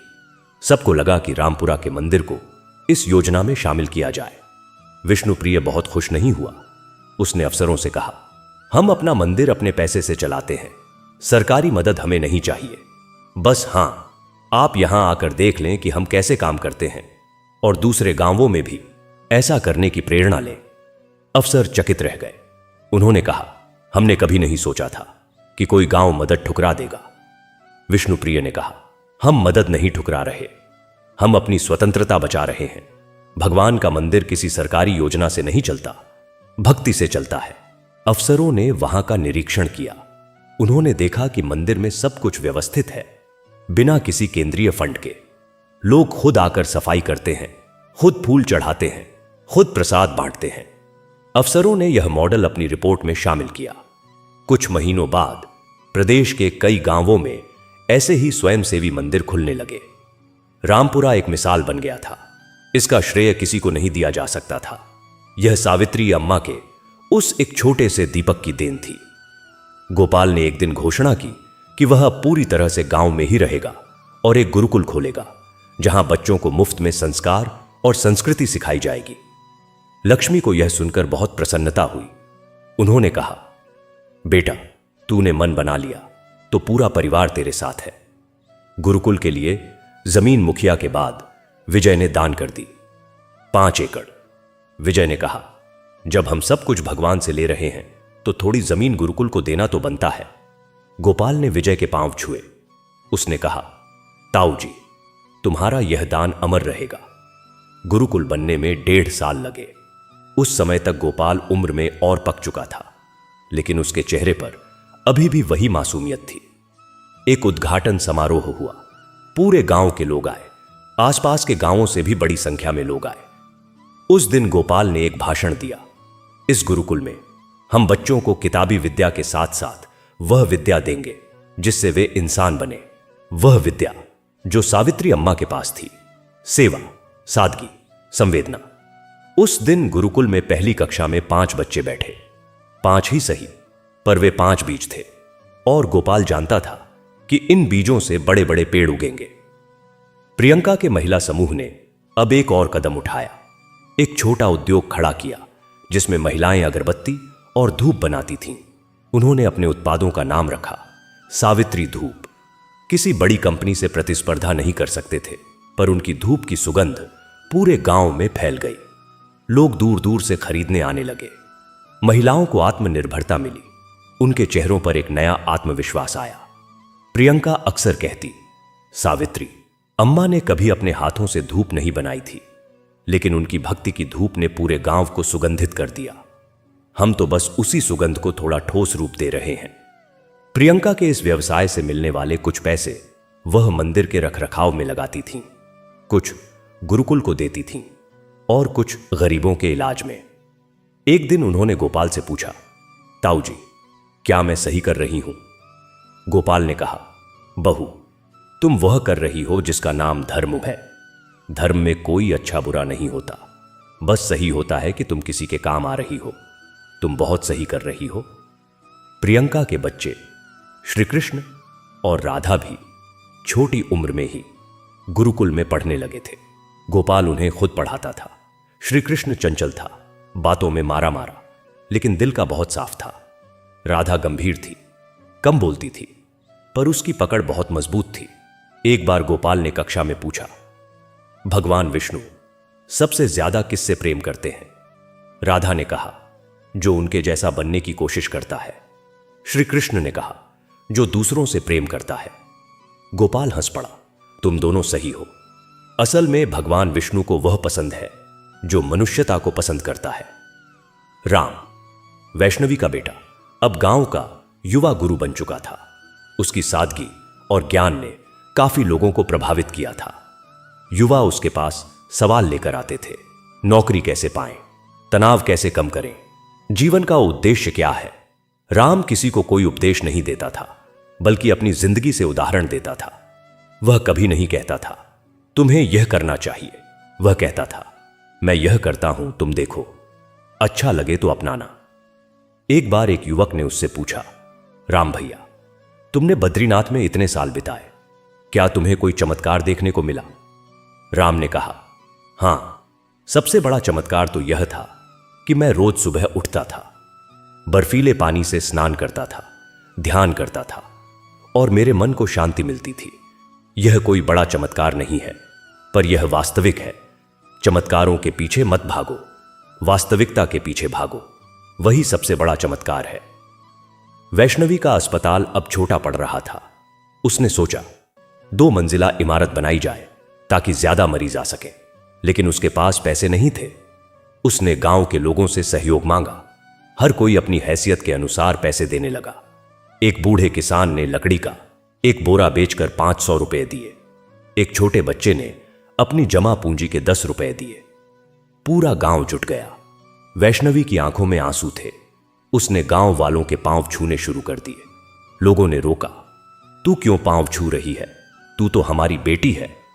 वैष्णवी ने कहा, मैं इसलिए छू रही हूं क्योंकि आपने मेरे सपने को अपना सपना बना लिया। यह क्लिनिक अब सिर्फ मेरा नहीं, पूरे गांव का है। उसी वर्ष अक्टूबर में वैष्णवी हॉस्पिटल की 2 मंजिला इमारत का शिलान्यास हुआ। पूरे गांव में उत्सव था। विष्णुप्रिय ने उद्घाटन किया और कहा, आज सावित्री अम्मा की 3री पीढ़ी का सपना साकार हो रहा है। एक बूढ़ी मां ने दीपक जलाया था, आज एक डॉक्टर बेटी अस्पताल बना रही है। क्या यह चमत्कार नहीं है? वैष्णवी ने भगवान विष्णु की तस्वीर के सामने हाथ जोड़े और कहा, प्रभु, आपने मुझे बस एक जरिया बनाया, असली श्रेय तो आपको है और मेरी नानी को। एक रात की बात है, गांव में तेज आंधी आई, बिजली चली गई। मंदिर और क्लिनिक दोनों अंधेरे में डूब गए, लेकिन विष्णुप्रिय ने तुरंत बैकअप लाइट जला दी। उसने देखा कि मंदिर में सावित्री अम्मा की पेंटिंग के सामने एक अकेला दीपक अभी भी जल रहा था। कैसे? उसे समझ नहीं आया। बाकी सब दीपक बुझ गए थे, पर वह एक फिर भी जल रहा था। विष्णुप्रिय ने उस दीपक को उठाकर देखा। उसमें तेल थोड़ा था, बाती छोटी थी, पर लौ बिल्कुल स्थिर थी। वह उस दीपक को लेकर पूरे घर में घूमा। देखो, यह वही दीपक है जो कभी सावित्री अम्मा जलाया करती थी। मैंने इसे उनके पुराने घर से यहां रखा था। यह कभी नहीं बुझता। उस रात किसी को नींद नहीं आई। हर कोई उस दीपक को देखता रहा। लगा मानो सावित्री अम्मा खुद आई हो और कह रही हो, देखो, मैं अभी भी हूं और रहूंगी जब तक तुम में से कोई एक मुझे याद करता है, तब तक। अमर, वह शहरी लड़का जो रामपुरा में बस गया था, उसने उस रात अपनी डायरी में लिखा, आज मैंने देखा कि विश्वास क्या होता है। यह दीपक सिर्फ तेल और बाती का खेल नहीं है। यह एक मां की आस्था है जो पीढ़ियों से जल रही है। मैं भाग्यशाली हूं कि मैं इस गांव में हूं। धीरे धीरे समय और बीतता गया। गोपाल का गुरुकुल अब पूरे प्रदेश में जाना जाने लगा था। बच्चे दूर दूर से पढ़ने आते थे। लक्ष्मी, जो अब बहुत बूढ़ी हो चुकी थी, हर सुबह गुरुकुल जाती, वहां की पूजा करती और बच्चों को आशीर्वाद देती। उनके आशीर्वाद में एक अद्भुत शक्ति थी। बच्चों की समझ में सुधार होता, उनके स्वभाव में नमी आ जाती। लोग कहते, लक्ष्मी मां के हाथ का स्पर्श बड़ा चमत्कारी है। लेकिन लक्ष्मी कहती, चमत्कारी तो सावित्री अम्मा थी, मैं तो बस उनकी छोटी सी परछाई हूं। जैसे जैसे लक्ष्मी की उम्र बढ़ती गई, उन्होंने घर की जिम्मेदारी प्रियंका को सौंप दी। प्रियंका ने इसे बहुत सहजता से संभाला। उसने कभी किसी पर रोब नहीं जमाया, बल्कि हर काम में सबसे पहले सास की राय ली। इसी विनम्रता ने उसे घर की अनौपचारिक मुखिया बना दिया। प्रियंका के बच्चे श्री कृष्ण और राधा अब बड़े हो गए थे। श्री कृष्ण ने खेती में नए तरीके अपनाए, जैविक खेती, सोलर पंप, ड्रिप इरिगेशन। उसने कभी कॉलेज नहीं गया था, लेकिन उसने यूट्यूब से सब सीखा। वह अक्सर कहता, भगवान विष्णु ने ठीक कहा है, ज्ञान हर जगह है, बस उठाकर लेना है। राधा ने गांव में ही एक छोटा स्कूल खोला, जहां वह छोटे बच्चों को पढ़ाती थी। वह बहुत मीठा पढ़ाती थी और हर कहानी के साथ एक संदेश देती थी।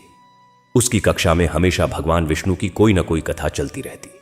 बच्चों को राधा दीदी बहुत प्यारी लगती थी।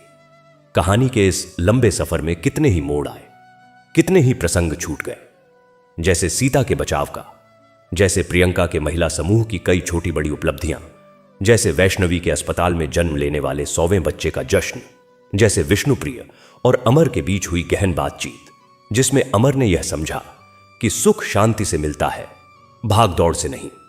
और हां, वैष्णवी के बेटे राम की एक बात अक्सर लोग दोहराते, भगवान विष्णु नर, नारायण, नारद, नृसिंह, राम, कृष्ण, वराह कितने ही रूपों में आए, पर सबसे सुंदर रूप वह है जब वह हमारे अंदर बैठकर हमें सही रास्ता दिखाते हैं। उस रूप को पहचानना सीखो। एक शाम जब सूरज डूब रहा था, पूरा परिवार, लक्ष्मी, गौरी, विष्णुप्रिय, प्रियंका, गोपाल, वैष्णवी, राम, श्री कृष्ण, राधा और छोटे छोटे नन्हे बच्चे सब मंदिर के बाहर बैठे थे। किसी ने भजन शुरू किया, जय जगदीश हरे, स्वामी जय जगदीश हरे। सबने साथ गाया। जब भजन समाप्त हुआ तो गोपाल ने कहा, आज हम सब एक साथ हैं। कल कौन होगा, कौन नहीं, यह नहीं पता, लेकिन एक चीज हमेशा रहेगी, हमारी नानी सावित्री अम्मा की सीख। वह सीख है, भगवान विष्णु पर विश्वास रखो, दीपक जलाओ, सेवा करो और सब ठीक हो जाएगा। लक्ष्मी ने अपने हाथ जोड़े और आसमान की ओर देखा। उनकी आंखों में वही चमक थी जो कभी सावित्री अम्मा की हुआ करती थी। और बहुत दूर, कहीं अनंत नील में, जहां शेषनाग की शैया पर भगवान विष्णु विश्राम कर रहे थे, देवी लक्ष्मी उनके चरण दबा रही थीं। भगवान की आंखें बंद थीं, पर उनके होठों पर एक हल्की मुस्कान थी। लक्ष्मी ने पूछा, प्रभु, किसके लिए इतनी प्रसन्नता? भगवान ने आंखें खोले बिना कहा, जहां मेरा नाम सच्चे दिल से लिया जाता है, वहां मैं प्रसन्न होता हूं। आज भी कोई मुझे याद कर रहा है, और वह भी बहुत सच्चाई से। देवी लक्ष्मी ने पूछा, कहां? भगवान ने कहा, जहां सबसे पहले मुझे पुकारा गया था, एक टूटी फूटी झोपड़ी में, एक पीपल के पेड़ के नीचे, एक बूढ़ी मां ने। आज उसी की नातिने और उनके बच्चे मेरा गुणगान कर रहे हैं। देवी लक्ष्मी मुस्कुराईं, और पृथ्वी पर, रामपुरा गांव में, वह दीपक अभी भी जल रहा था, जैसे जलता रहेगा सदियों तक, जब तक इस धरती पर कोई भगवान पर भरोसा रखता है, कोई अपनी मां को याद करता है, कोई किसी के काम आता है। कथा समाप्त नहीं होती, कथा बस आगे बढ़ जाती है, एक पीढ़ी से दूसरी पीढ़ी में, एक दिल से दूसरे दिल में, एक दीपक से हजारों दीपकों में, जैसे सावित्री अम्मा चाहती थीं।